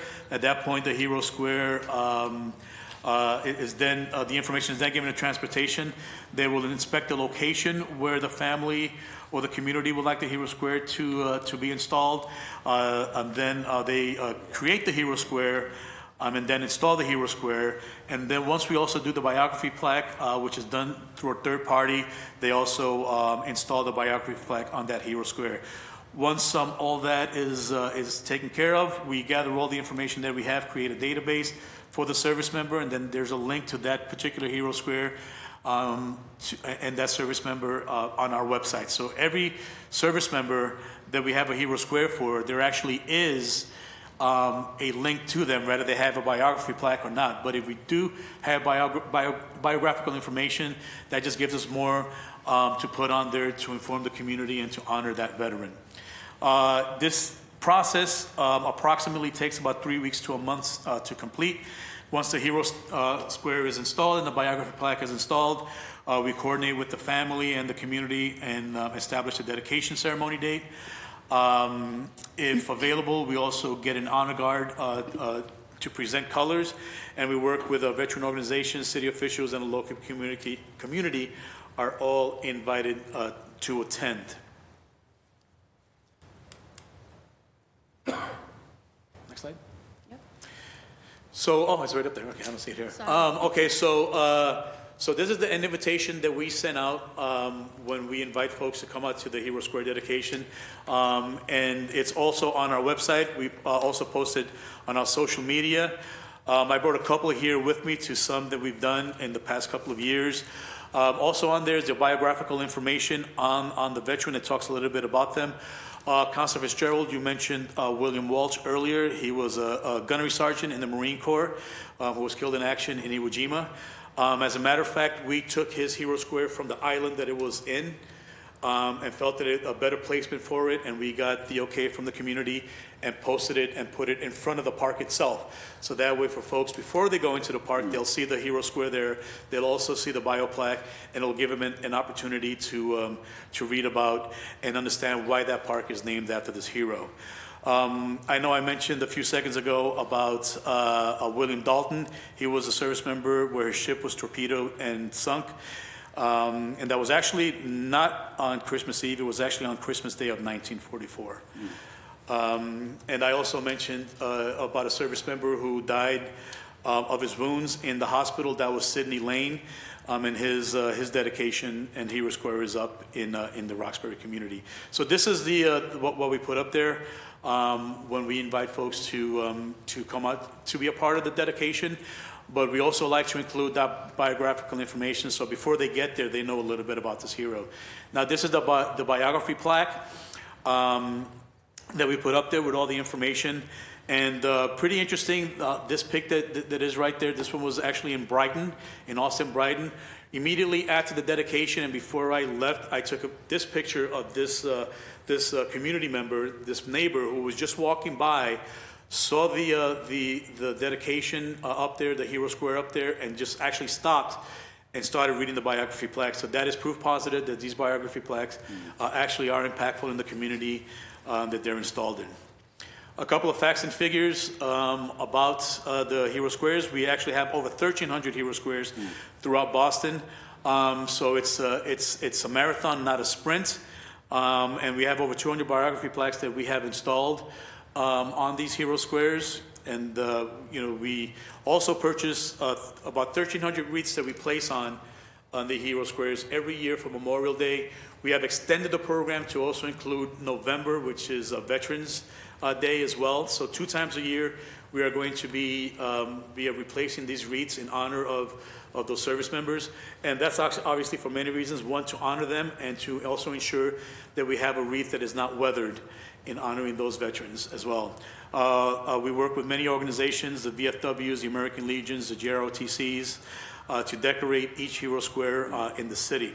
And of course, we also ask the public, if they see a Hero Square that does not have a wreath, they could contact our office or put in a 311 request so that we could go ahead and replace any wreaths. And we do actually get those requests at least once or twice a week. It could be that a wreath falls off or it's weathered. But in any case, we do have surplus of wreaths to be able to replace those that need replacing.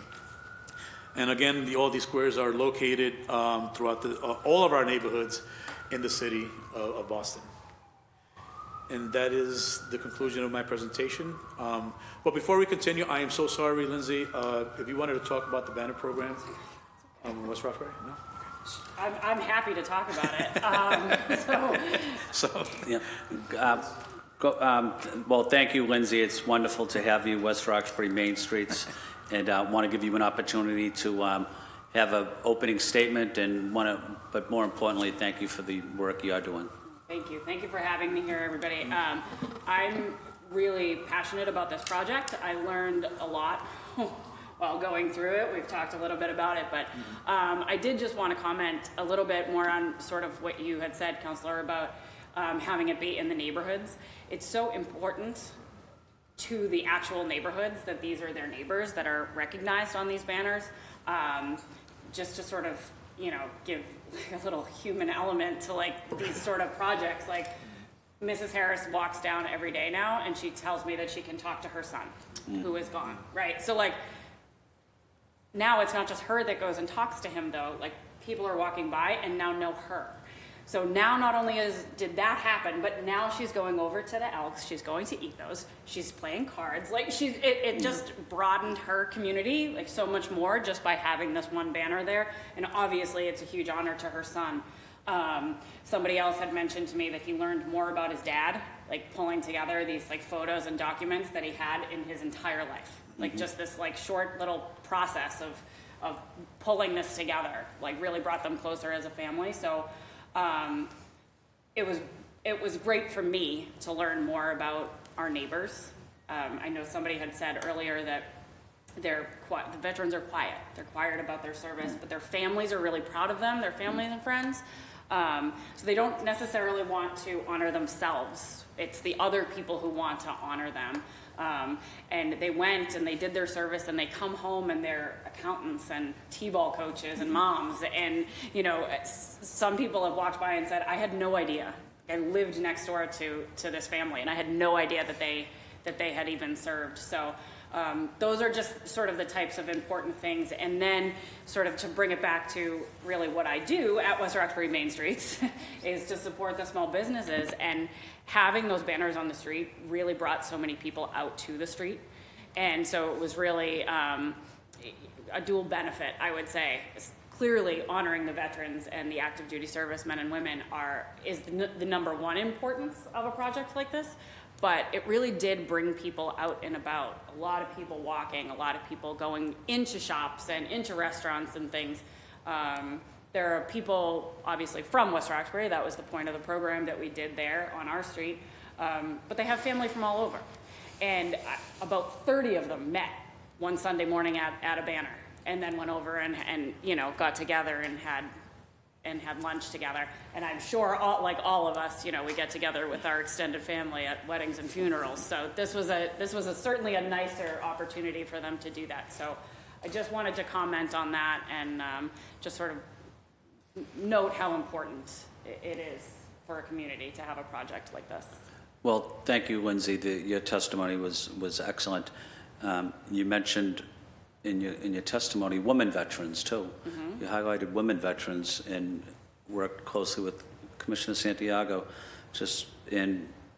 Actually, I was listening to a speech at the Carter Post from Commander Tewitt. I was listening to her, and she was talking about women veterans, and she was talking about the biggest increase in the military demographic and in veterans now as women veterans. And she was talking about the VA medical system. It needs to be more respectful, gender-specific support for women veterans, critical. But women veterans don't get the respect that they've earned. No one's giving them anything. They've earned that respect. So thank you for highlighting that. And I know Commander Tewitt will probably talk about that as well, because I always enjoy listening to her. I also enjoy my friendship with Haywood as well. And every time I'm with Haywood, he's always advocating for veterans, never for himself, but always for other people. Haywood, You have the floor. Take your time and let us know what's on your mind, Haywood. Well, I want to thank you for honoring me, but I told the commissioner that I didn't want that award because it's about the veteran. And, you know, Boston is a special place for veterans. You know, when you look at 1776, the first casualty in the American Revolution, you look at the 54th, look now at the statue in Roxbury. Yeah. You look at the work that the commissioner, you and this council have been doing to keep the focus on veterans because we are overlooked, underused. And I'm just thinking about 30 years ago when I was in the VA hospital in the detox. And everybody was sleeping. They had the medication. I was waiting for my medication because I was an addict. And so I said a prayer and asked God to help me stay clean and to write. That was 30 years ago.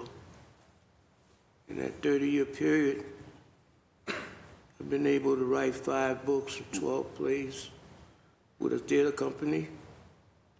I'm involved in outreach education on HIV/AIDS and related issues. We did a scientific survey for discrepancies or disparities in healthcare for African American veterans using the VA facility in Jamaica Plain. I also have a radio television show at BNN, not CNN, BNN. You know, and we focus on community issues as well as inviting our elected officials or community leaders, and not just older ones, younger ones as well, because they have a voice. And we got a production coming up on the 15th of March, Miss Marian Anderson and Fenn Project, a tribute to Black women leadership that goes back because I write about the history, and Black history is American history. You know, so I'm forever in the community, talking to the commissioner about things that will be heard in Boston City Council. You know, it's not just some come in and drop it and they don't do anything or they don't try to follow it up to see what they can do. That's not always the case when you're dealing with veterans. You know, I said to you and I said to the commissioner what I feel, you know, and it's about the veteran, male and female. We have a calendar project. Yeah. And the calendar project, I went and got some kids, and I paid a commission for them to create images of the African American veterans' participation from the American Revolution up to World War II. I do a lot of research about veterans, and I thought that this would be a good thing, and it is a good thing. Because what we're trying to do now is take those images, and we have been gathering signatures, etc., to create a proposal to be submitted to the Postal Service to create a United States commemorated stamp. We also have a Veterans Reading Brigade, volunteers working with kids. So, you know, I do what I can, and I made a promise to the Lord, and, you know, it's just like, hey, people are going to give me awards, but God gave me the reward. You see, I'm not running around amassing cash or over in the jail. We haven't been in jail in 30 years. Could you imagine that? But I was on a crash course for nowhere. And that prayer brought me on a course for somewhere. From being nobody to being somebody.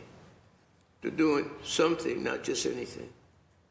You know, there's no way that I could have predicted where I would be today. But I am here. You know, and I'm grateful for this opportunity to be here, to continue to work. You know, I got a chance to talk to the mayor. And I said, well, Mayor, I'm certainly looking forward to having a conversation with you about maybe getting one of those buildings for veterans in our community. And I told the commissioner, you know, about it. And she said, oh, yeah, we could meet. So that's another step. That is another step. Mm-hmm. You know, and with the city council bringing me here today to speak and to hear the other people talking about the work that they did, Veterans Remedies is coordinated. Mm-hmm. There is no way that we can relegate the responsibility of taking care of our veterans, male and female, just to one agency. That won't work. It hasn't worked. So I'm just grateful, again, to be here today and to say thank you. Thank you very much. Thank you. Well, thank you, Haywood, United States Army, Vietnam veteran. But it's always about the veterans. It's never about you, and you're always giving back, Haywood. So we have great respect for you, and we're honored to have you here with us today testifying. I'm going to ask my colleagues if they would like to open up with any questions. We'll go in the order of Council Murphy, Council Fitzgerald, and Council Weber. I'll go after Council Weber. Council Murphy, you're up. Thank you. Thank you, Haywood. I'm going to speak for myself and Council Fitzgerald. Did you notice his sweatshirt? We're also proud UMass Boston alum. I like his sweatshirt. So something else in common.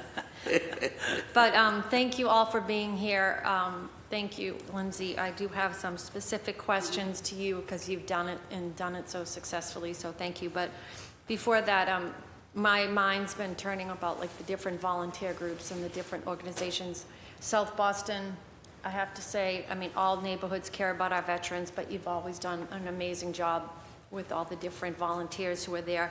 But I know like the Girl Scouts work very closely with the Fitzgerald Post, so engaging our Girl Scouts and our Boy Scout programs across the different neighborhoods to volunteer. Many of our Catholic high schools, definitely some of our other high schools may, but they have a lot of community service hours, and some of them, we know the project that was done in West Roxbury, that was a wonderful project, right? But leaning in on those groups and our JROTC programs to have them maybe get more of the community to attend our Hero Square dedications, but also thinking about when this banner program does begin, because we're going to get it to happen, that those types of community groups to lean in on, because they already care and step up, and sometimes it's just asking, and it's not that they're waiting to be asked, but if they don't know, I do the same thing. I see something happen, and I was like, oh, I wish I knew, I would have gone. So if you could speak to that too, like who in the community do you engage in? First, thank you, because your role is as a Main Street coordinator, right? I think it's a job probably like a counselor. You can do so little or you could do so much, and obviously you've stepped outside of the box of just supporting the small businesses. And I love driving up and down Center Street, and we did have a council meeting at the same time, but when you repainted the mural across from Sugar and dedicated with Brian Tully's family, wasn't it? Yeah, or that might have been a different dedication, but West Roxbury, like South Boston, just does a really good job, like not waiting, right? Just stepping up and doing more things on their own. And I think that really speaks to what Councilor Fitzgerald agrees, and I agree also, that these need to be in the neighborhoods and really the pride of that. And maybe it looks a little bit different across the city when we engage the neighborhood, and that's a great thing, right? There are some things we all have in common, but it's the differences of each neighborhood across the city that make it so special also. But if you could speak to just, you know, where the idea came from, and then how you funded it, right? Because it wasn't the city that paid for this at all, so. No. So I started at West Roxbury Main Streets a little over a year ago, and it was really one of the first things that I wanted to sort of implement because I think it's really important. And one of the reasons why I even wanted the job in the first place is because I love the community, and more than that, I love the people that are in the community. And I think that that obviously is just one of the ways to really showcase who's there and what they've done and what they're doing. So we just sort of rolled it out. And we sent out sort of a call to the community to say, this is what we want to do, and this is what it would be. And I would have been very pleased if 25 people kind of responded, and we got 71. And so we put up all 71. And it was a lot of work, and I was happy to do it, and I would do it all over again. So that's really what we did. We just sent it out. We had specific requirements, just sort of based on our community. And I think that you're right, that it should be done in the entire city of Boston, but each neighborhood is unique, right? And they all have different sort of characteristics. So it's okay if they're all a little bit different and handled a little bit differently. We had our certain requirements, and people submitted an application, and that was that. So there was a cost associated. The family sponsored. The cost was $240. I think it's important to sort of like back into a project like this. And if I were to start it over, I would have done things a bit differently because the installation cost is expensive, and the installation and removal, it's expensive. It's important to have the right bracket system because it makes all the difference. And so to spend the money up front is the most important thing, I think. Are the brackets still there? If They're still there. So you only take the banner down? You only So take the can banner put down. new- Okay, good. Yeah, and the brackets are still there. We could not afford to have them grommeted. I think it's important that they're grommeted. Like, this is getting down to like the nitty gritty, but it makes a big difference. And then to have some of the bracket systems, you know, some of them are very cheap and some of them are really super high quality. To have a hook on the end is really important. It's very windy here all of a sudden. I don't know why. So those are just the types of things that we learned, like in implementing the actual installation of the banners. People were happy to sponsor. There were a few people who wanted to be included, wanted their family members to be included, and they weren't able to afford the cost, but we were able to find them people who would sponsor for them. So. And you worked with the city department to get them installed? No, we had like the third party installer, So like you bonded, didn't have, insured, okay, all so that. and you reached out directly to them? Yeah. Did you have to get a permit at all? Like Well, the we ci- had a permit to hang the So the city knew the you would be banners. hanging them? So, and then we did, we sort of simultaneously did Welcome to West Roxbury banners and like small business banners. We had done them because we had never done that before. And so we used, it all kind of bled together, right? And we used that company that was bonded and insured. Then we also we contracted with somebody else who was a veteran who wanted to do the project and who would do it for me at a drastically reduced rate because we couldn't afford to do it. Just for the purposes of numbers, we had 71 banners that we had to put up. My initial quote was about $8,000 for installation only. And then I had the other person, you know, I kind of freaked out a little bit. That was a little bit of a shock. So then the other, you know, we kind of had to make some calls, and then the other contractor was able to do it for much less, so.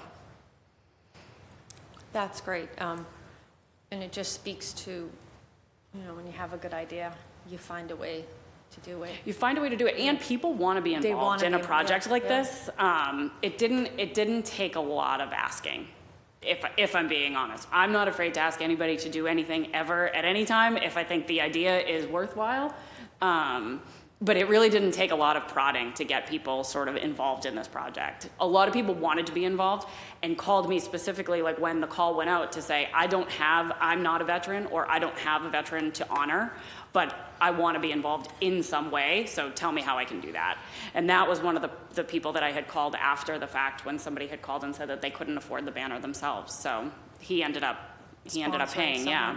And when they were they all hung on the same day? Like, was there a celebration that day? We weren't able to do a celebration. We just couldn't, quite frankly, pull it together in time. We would have liked to, and that's what we kind of talked about, that it would have been really fun to be able to do this like unveiling, right? And like have this kind of big thing.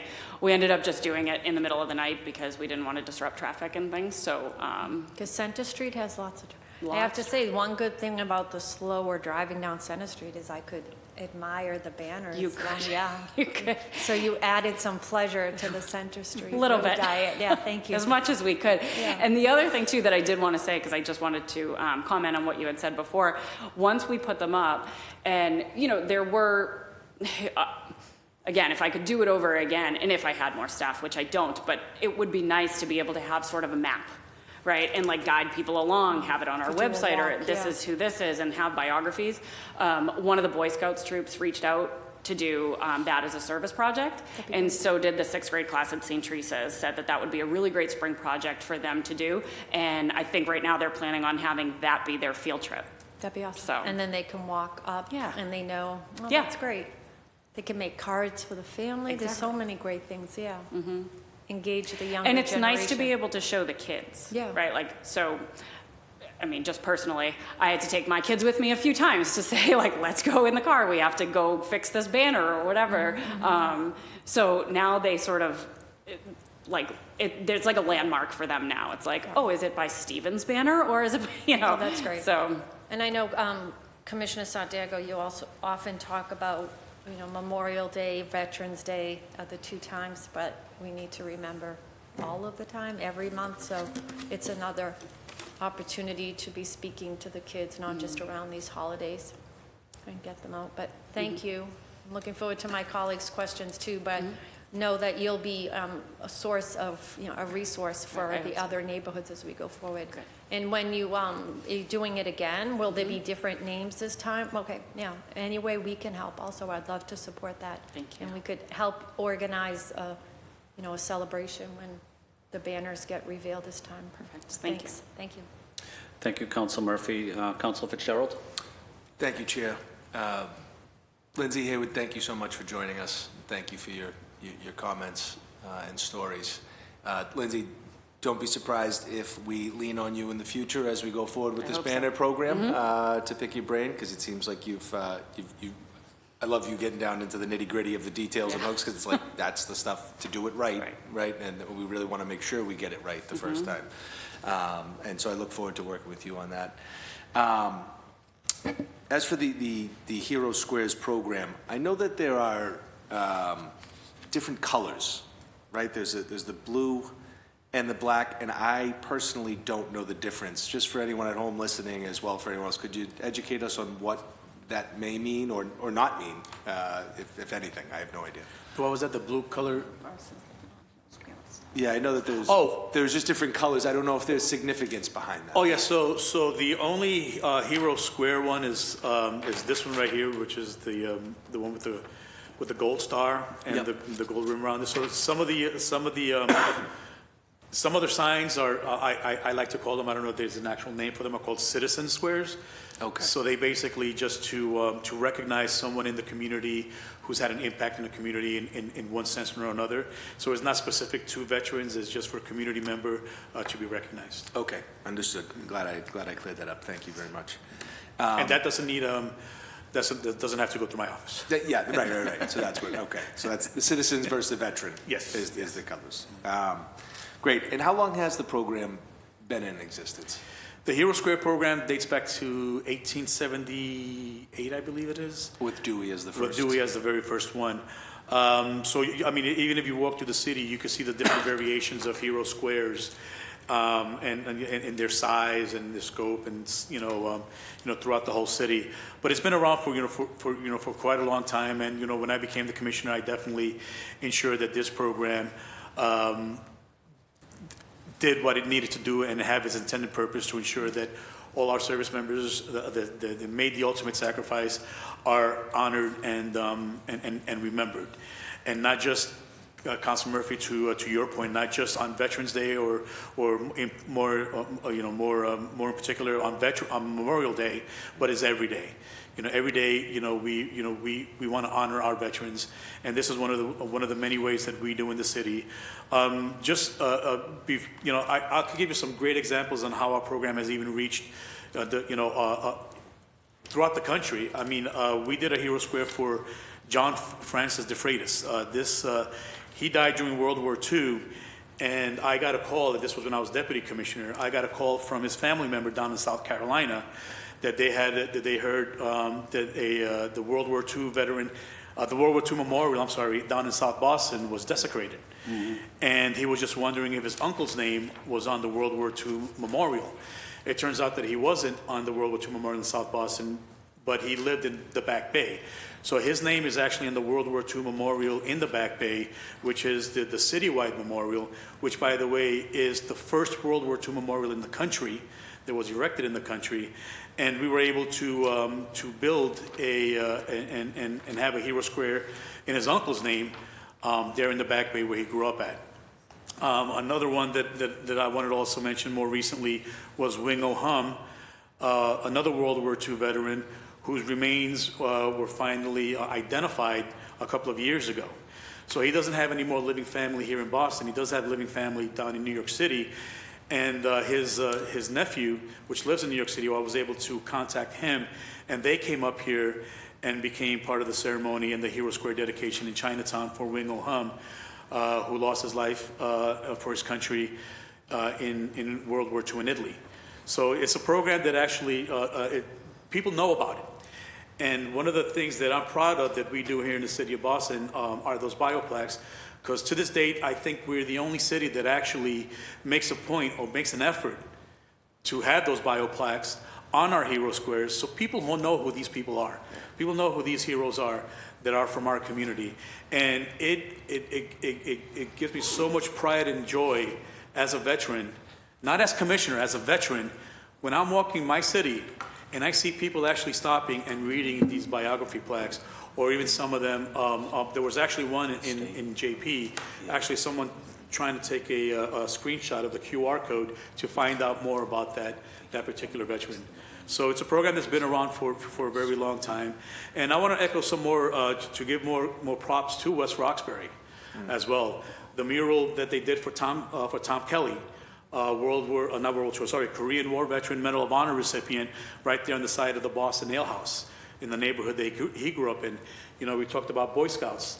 Michael Gallagher was a Boy Scouts in Troop 7 in West Roxbury, and part of his project to become an Eagle Scout, the project that he chose to do was do a biography of each and every single hero square in West Roxbury.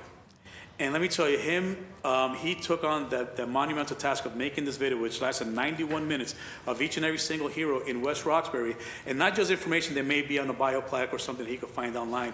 He literally went and talked to those families. He literally had Senator Rush, people like myself, Lindsay, I'm not sure if you were a part of that or not, but he had a lot of community members actually be a part and narrate a portion of each and every single hero square that he recognized in that video. So these are the kind of things that as a Veterans Commissioner and as a veteran, that is great, and would love to see that extended throughout the city of Boston. But it was great to have Michael and his scout troop be a big part of that, and they actually work with the gardens and do flag ceremonies there as well. So wanted to bring that up as well. And just one last thing about the hero squares before I turn it back. I'm so sorry. I could go on all day, but I'll leave it at this. There is no deadline to apply for a hero square dedication.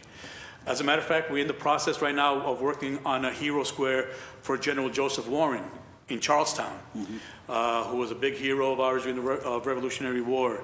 So we are working on that with the folks down in Charlestown. And that dedication is actually going to happen on June 11th, which was, I think it was his birthday back in 1741. So it's a dedication that we're also working on. So there is no deadline to apply for a hero square. That's excellent. Thank you for those stories and that education. And I love learning, adding to the long list of Boston's firsts, as in the Back Bay Memorial that's put together. It's always great to to further the education of the history of Boston here. And so it's always proud to hear we're first, as we are in many things.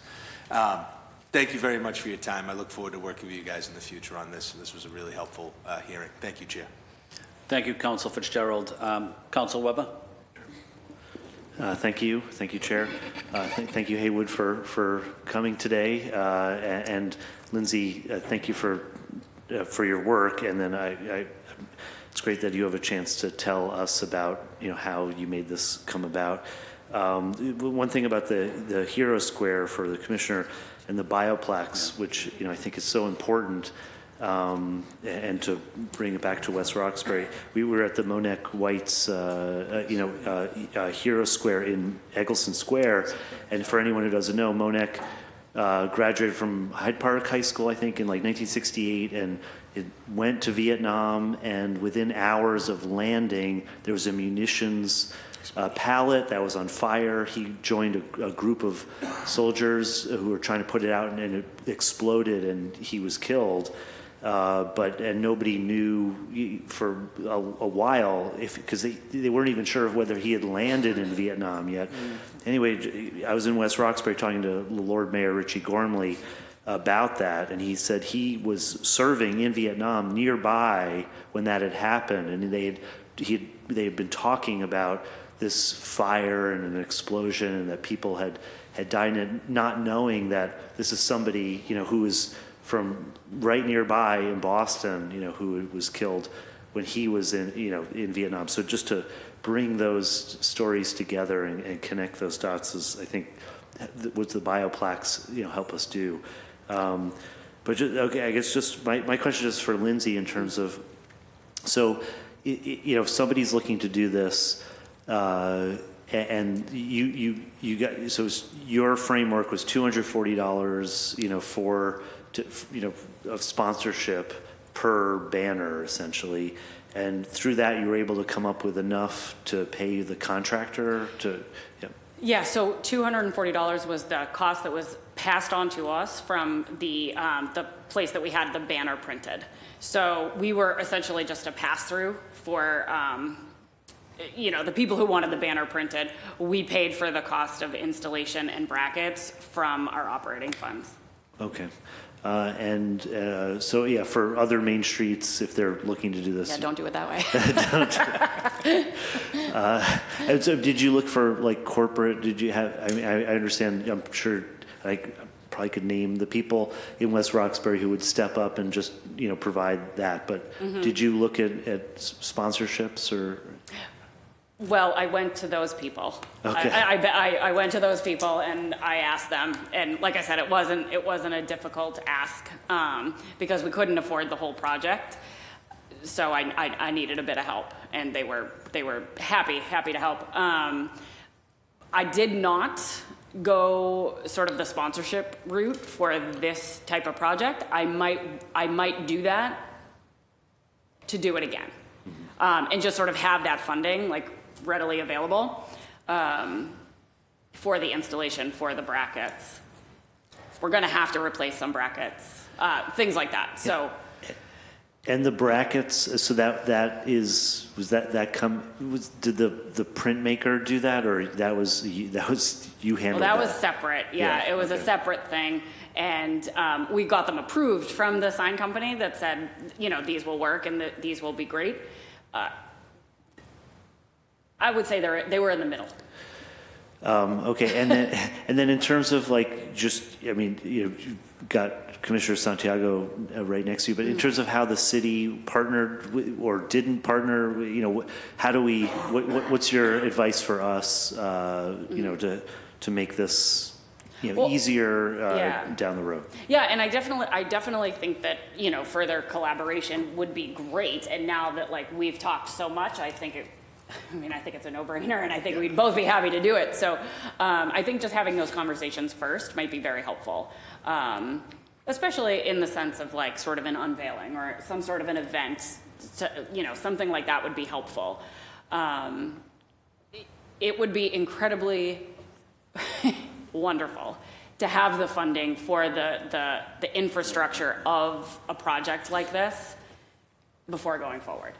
that would make a world of difference to be able to do it, and to be able to do it a lot easier than it kind of was. Okay, and then in terms of streets and how was that experience for you? Our streets cabinet, was it? I'm not talking about the road diet, but Please don't. just in terms of like getting the brackets and could we have been quicker? Or did you feel like you could navigate that? I mean, that was all separate. It was all separate. We had a great escort from E5 who helped us along, and so that made it a whole lot easier. Just because our road is different now, and so that's why we did it late at night, so that we wouldn't really bother anybody. But I mean, it was all separate, I would say. Okay. I guess is there anything else you want to let us know, or that you feel like you'd want to see in the future? That I Sure. guess I mean, you have the floor. I've never. This is all sort of new to me. I've never really worked in, closely with any sort of government, whatever. I'm just kind of the mindset, like, if the project is good and worthy, then you just do it. And that might be sort of a naive statement, but I do think that sometimes things can drag on for a very long time, and something like this, I hope, does not, simply because there's more veterans than there are viable polls, right, is one thing. And we want to be able to honor all of them. Anybody who wants to be honored and wants to honor their family and friends, they should be allowed to do that. And I understand that there are reasons why, and certain areas, some places, it can't be, but I just don't think that there should be a whole lot of stuff that stands in the way of a project like this. Okay, thank you very much. Thank you. Thank you for everything you've done, Thanks. Lindsay, and you're going to continue to do. Thank you, Chair. Thank you, Council Weber. Before I ask my questions, I do want to try to take, in the interest of other veterans, I do want to take public testimony before I speak. I want to be respectful to people that are testifying virtually and in person. So I do want to take public testimony from people that are here in the Ionella chamber. So let me start with Commander Tewitt. Commander, would you like to provide opening testimony? And Commander, thank you for being with us, Commander, and it was good seeing you at the Black Veterans breakfast last week. Yeah, it's a pleasure seeing you. Thank you, Chairman and committee, for allowing me to come and testify today. Commissioners, awesome to see you here, and my colleague Haywood Fennell and Milton Lashes here in the audience. So my name is Meredith Tewitt. I'm a United States Navy veteran, did 14 years, aviation machinist, made commander of the William E. Carter Post in Mattapan, and part of WVN, Deborah Sampson 2024, a whole lot of hats, right? Been recognized by the city of Boston, and want to say, and I have to rub it in all the time, the first 4 years of the Black Veterans Appreciation was at the William E. Carter Post. Yeah. So I'm sorry it outgrew us, but I'm here because the banner program is something that I want to say, when I was senior vice, I had an idea, and I said to the commander at the time, I think it was Commander Netter, I think we should have banners on Blue Hill Ave of the veterans, of us. I mean, we have the hero squares, which we do a lot of, and we have our cemeteries where we recognize a lot of our fallen comrades all the way back to the Revolutionary War. A lot of people don't know Mount Hope Cemetery, which the Carter Post takes care of, has the largest number of veterans here in the city of Boston, right? And Susie King Taylor and a lot of historical names are buried there.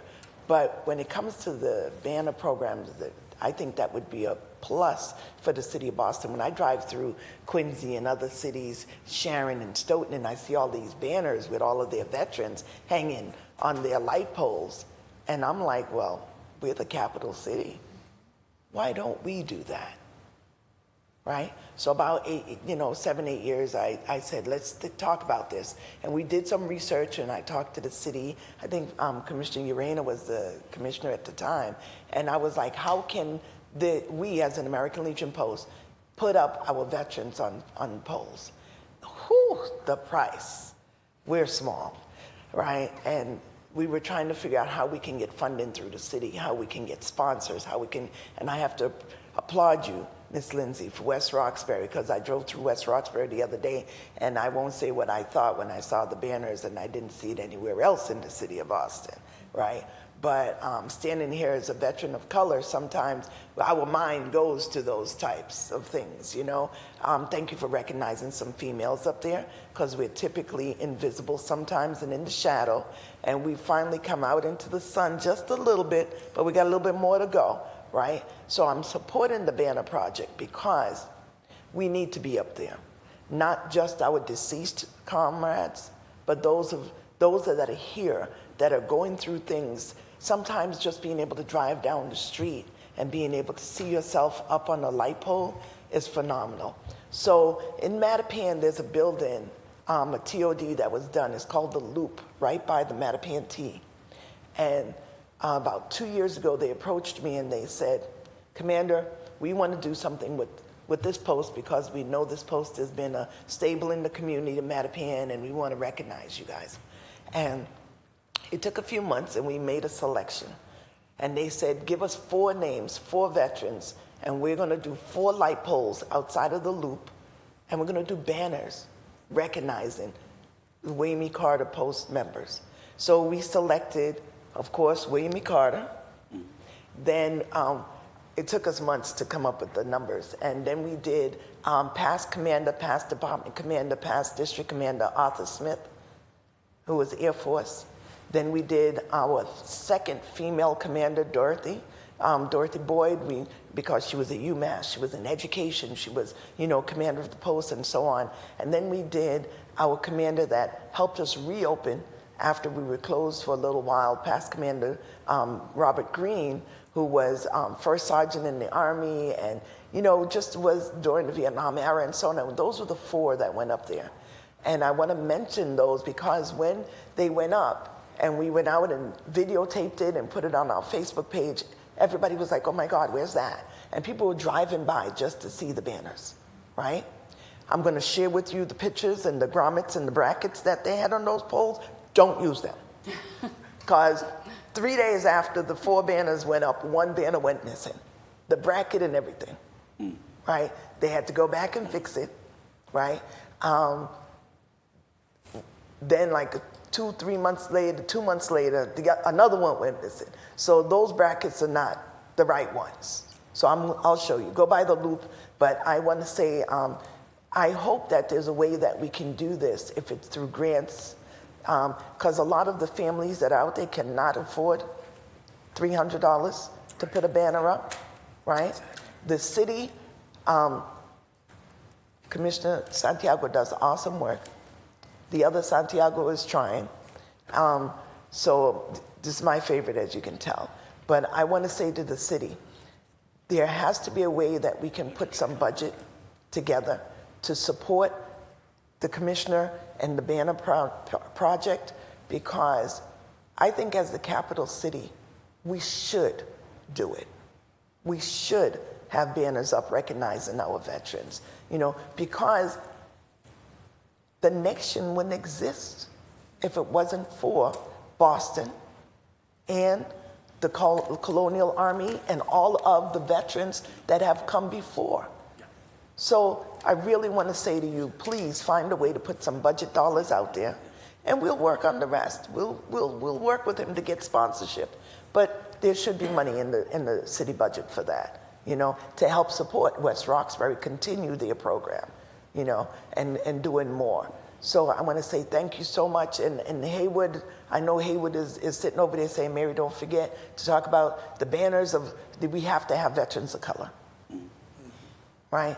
We have to have veterans of color up there because we have been there. We have been in the trenches since the Revolutionary War, right? So I want to say thank you so much, and I want to say I know that my American Legion brothers and comrades would support this. I know my DAV comrades would support this, my VFW colleagues would support, and vets, you know, one post as we have, but, you know, we have to definitely ask them for it to stand together.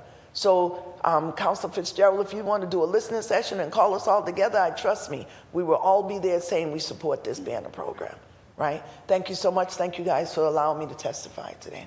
Thank you. Thank you, Commander Tuitt.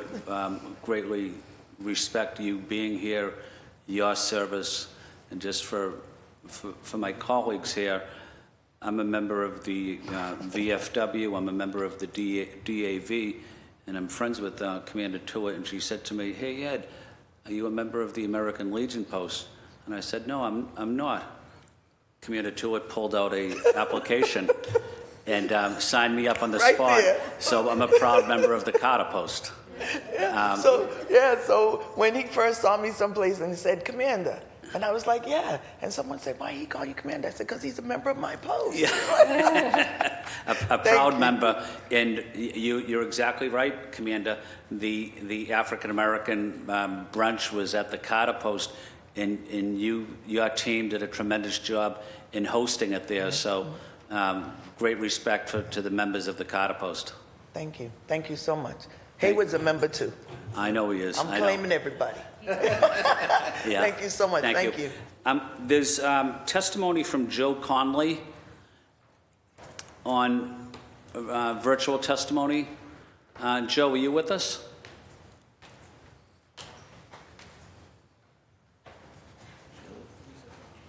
Okay. Joe, Sorry about that, Councilor Flynn. Can you hear me? Yeah, we can hear you. We can hear you. Joe Conley, KIA Project. Joe, welcome. It's great to be with you. Great to be with you as well, sir.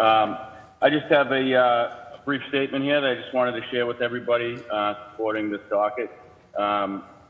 Good morning, everyone. Thank you for allowing me to share my testimony. My name is Joe Connolly. I am here today on behalf of KIA Project Boston, which is a Boston-based nonprofit that honors the memory of fallen service members. KIA Project Boston is committed to honoring Boston veterans who have served our nation, and we are proud of our collaborative relationship with the Boston Veteran Services Department. We share a strong commitment to ensuring Boston's veterans receive the recognition and support they deserve, which forms the basis of our partnership. We work together on various initiatives such as Hero Squares, headstone cleaning, and our birthday tributes, where we honor Boston's KIAs by placing flags and flowers at their graves.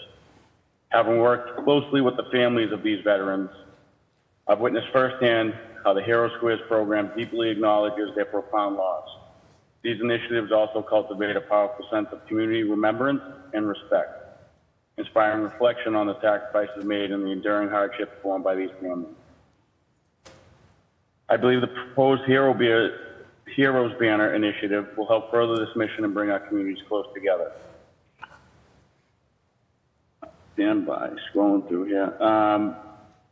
Commissioner Santiago, Karen, Bella, John, and the entire Boston Veteran Service team has proven to be an invaluable partner, and we are excited to continue our mission of honoring our veterans. I'd also like to acknowledge the dedicated men and women at the DPW and transportation who play a critical role in implementing these efforts. Councilors Fitzgerald, Flynn, Murphy, and Weber, thank you for your time and consideration. Take care. Thank you, Joe. And the KIA project provides an incredible resource and service and leadership on these issues. And Rob, we see Joe there in the pouring rain and the snow, supporting veterans in these Hero Square dedications. How important is it, Commissioner, to have the support of the community and to have the support of veterans organizations, the community, when you're doing a Hero Square ceremony? Thank you, Councilor. And thank you, Joe, for those kind words. And I just got to say, working with Joe and his team at KIA Project, it's a passionate collaboration that we have together to ensure that these service members are recognized. And to answer your question, Chair, it's everything. having the support of the community, having the support of these nonprofit organizations, having the support of the American Legion's post, the VFW post, the DAVs, is everything that we do as a department, is everything that we do as an organization for our veterans, for their families, and for the community as well.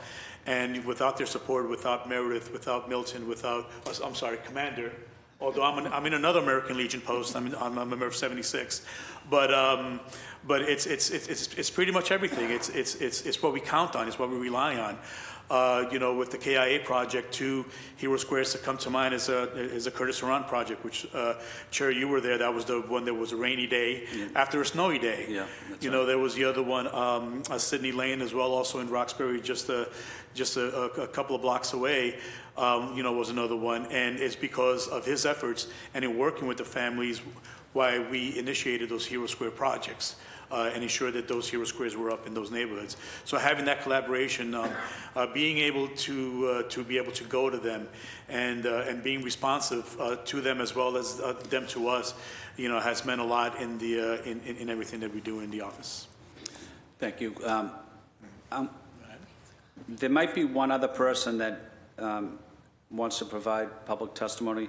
Not sure if he's on. Jonathan Alves from the South End. No, we don't have him. Okay. Any other public testimony from the Ionella Chamber?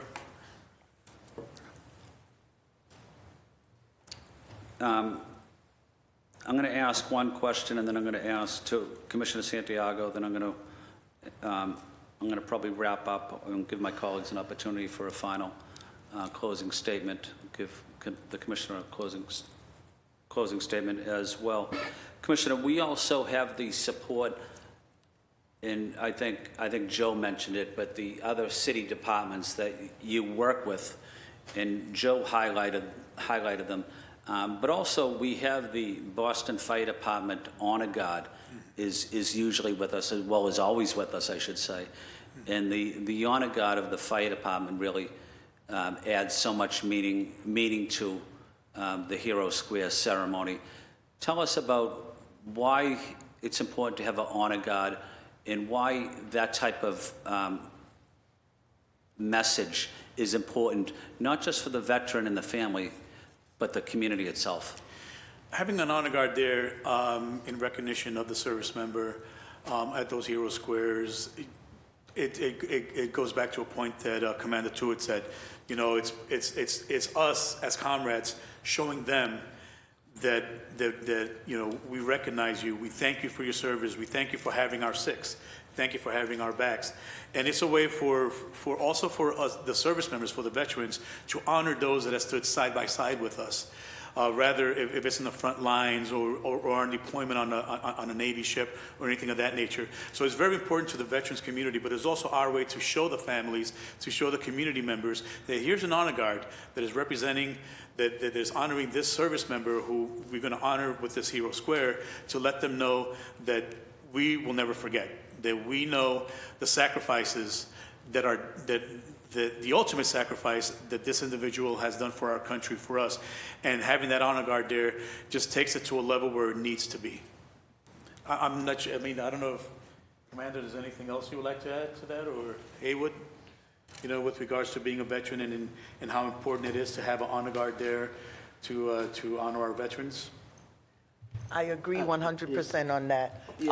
Having the honor guard is a plus, and it's almost like, out of respect, when you lay your dog tags. You lay your dog tags, you're saying, I was here, I honor this, I remember this. So it's almost that way, and it kind of gives the family some closure, something, having that honor guard. Thank you. I just want to add to what the Commander was saying. Recently, a lady called me from Salem, and she's doing an annual festival, and she needed an honor guard, and I put her in touch with the Commander, and the Commander understands the importance of the symbolism of what the honor guard means. It means so much. It means a lot to the family. It means a lot to the ceremony, and she reached out right away, called the lady. Yeah, we make that available. Thanks. It's an integral part of our service. Thank you, Haywood, and thank you, Commander. And also respect too. You know, Yeah. it's a respectful way to us to show that we respect what you have done for us in Right. service. Good point, Commissioner, and thank you to the panelists for being here. Let me ask. I'm not necessarily going to give a closing statement, but let me ask my friend Haywood a question. And I listened closely, and I know your powerful story, Haywood. You served the United States Army, and you came back here to Boston. Veterans of color, and Commander Tewitt mentioned it, women veterans, but veterans of color, they served this country. They fought for this country and injured and wounded, and then they came back to the United States during difficult periods of our history, oftentimes not treated with the respect, even though they were willing to lay down their life for our country. What impact does that have on a veteran where you're willing to give everything for your country, but your country's not necessarily there for you? That's a situation that I remember in Wilmington, North Carolina, when I was a kid growing up, and that going into the military was one of the only ways that you could get a job. Mm-hmm. And some of the people that went into the military, they was glad that they was in the military because they had a job. But some of them came back and they were not the same. And they were called shell shock, which we later called PTSD. And they had a hard time, like my uncles getting their GI Bill. So it was really a struggle for me when I went in, you know, because I was trying to do, like my uncle, he did 22 years, and my brother was an officer. So I figured that I could do 20 years, but I couldn't do 20 years. Mm-hmm. I did my time, but adjusting when I came back was very hard to civilian life. And I saw that a lot. And I was bitter, very bitter. And I was in the darkness for almost 30 years before the prayer session that I told you about, so that I could begin to heal and help others, you know, work through that. But the United States government has been systemic since 1776 with all the kind of discrimination, even against the Irish. Mm-hmm. You know, I've read that history, you know, and so we have to continue to do the work, putting up the flags, reminding people of the oneness of our country.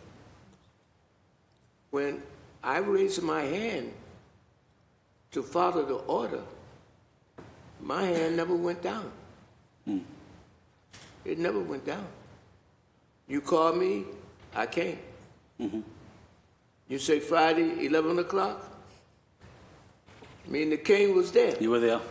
You were there. You know, whenever you call, I'll show up. And it's not just for you, it is the veteran in me that says, we got to teach these kids it's okay to be patriotic. And it's something that I'm proud of. Post, the Carter Post, was the largest African-American post in this area. Mm-hmm. And we're still doing work. The commander's still doing work. Mm-hmm. So, you know, it's an honor to be here sitting here. It's an honor to know that I can help people.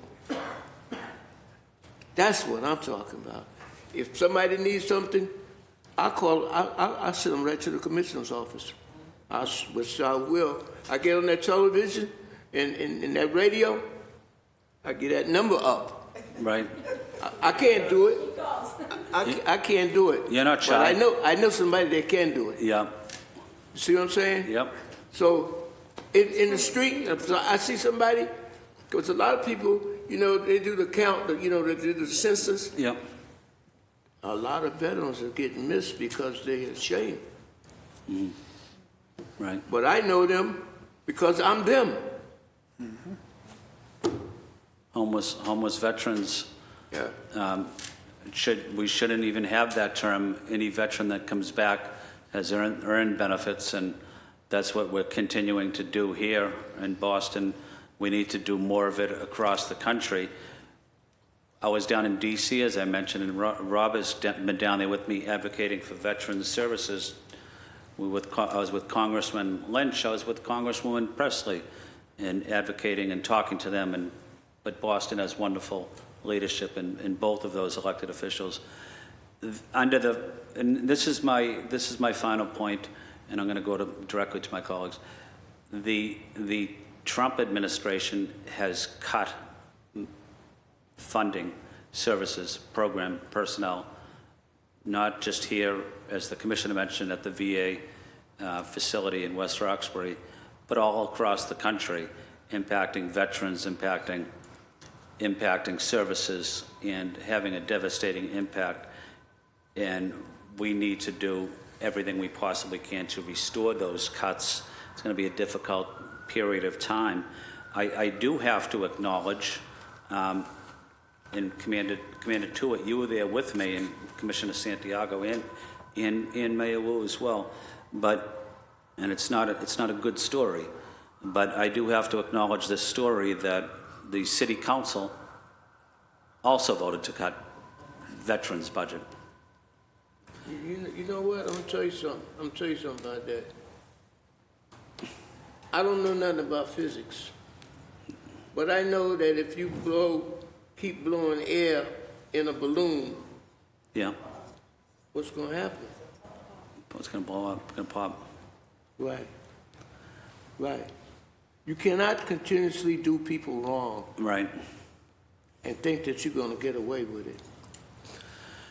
Well, thank you, Haywood. And when the City Council voted to cut that, I think it was $900,000, a significant amount of money in the City of Boston veterans budget.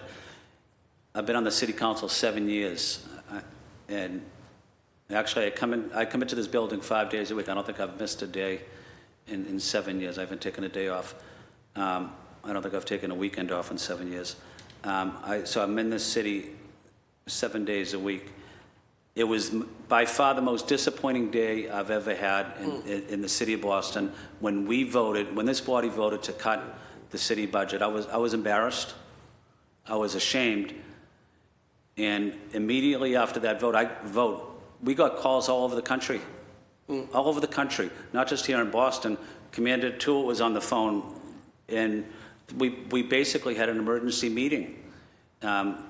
We had an emergency meeting, and people were saying to me, why did the City of Boston City Council cut the veterans budget $900,000? And I think of it as such a disappointing day. And here we are reliving it again at the federal level. But I'm not going to accept that. We worked together to restore that $900,000. Commissioner, you provided a critical role, but we restored that money. But we have major challenges with the federal administration. It's going to be very difficult to overcome many of these cuts, but we still have some fight in us, right, Haywood? Right. And we're not giving up. And Commander Tuitt, you're not giving up. And Commissioner Santiago, I ain't sleeping on the job. you're not sleeping. No, I told them, every one of them, brother Ed, every one of them city councils heard from me. I know. When they cut that, when they cut that. I know. Well, that's my closing statement. I want to give my colleagues an opportunity to close. Commissioner Santiago, why don't you take a minute or so to close if you like. But thank you for your leadership, Commissioner Santiago.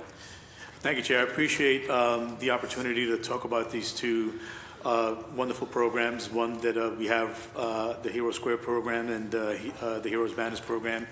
which I'm very confident is something that's going to happen here in the city as well. I want to thank you, Lindsay, for doing what you did in West Roxbury. Haywood, you said earlier, and you've told me this over the phone, that you didn't want to accept the award. Well, everything that you said here today is why you deserve that award and why you got it. It looks good. It looks good in the house. I got it. Yeah. Yeah, Rob, but if we can have him to buy us a cup of coffee once in a while. That ain't gonna happen. You know, That ain't gonna happen.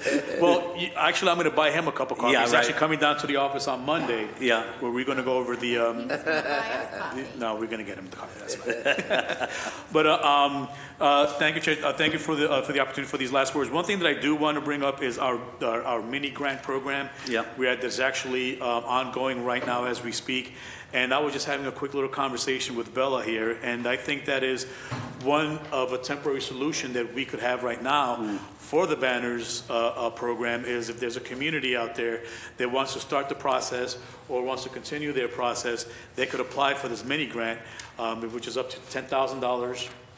And the end of the deadline is going to be March 26th. We actually extended the deadline for this mini grant program. And it's pretty much for any nonprofit, any organization out there that in the city of Boston that helps out our veterans, that work with our veterans, that advocate for our veterans. If you're interested in it, if anybody out there is interested in it, it's on our website, and the requirements for the mini grant program are listed there. And if you feel that you would like to apply for it, by all means apply. The deadline again is March 26th for that.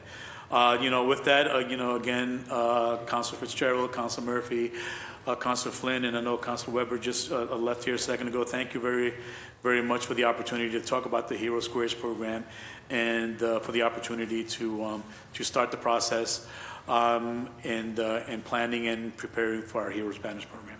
Thank you, Commissioner. I'm going to go to Councilor Murphy. Thank you. Thank you for being here, and thank you for bringing up the mini grants, because I was showing Councilor Flynn during this hearing how the description does say to commemorate and remember so it would fall right into the description of who can apply for that. So that is great, and it shows that the city is giving grant money, like to expand that also, find ways for the city to give money for these ideas.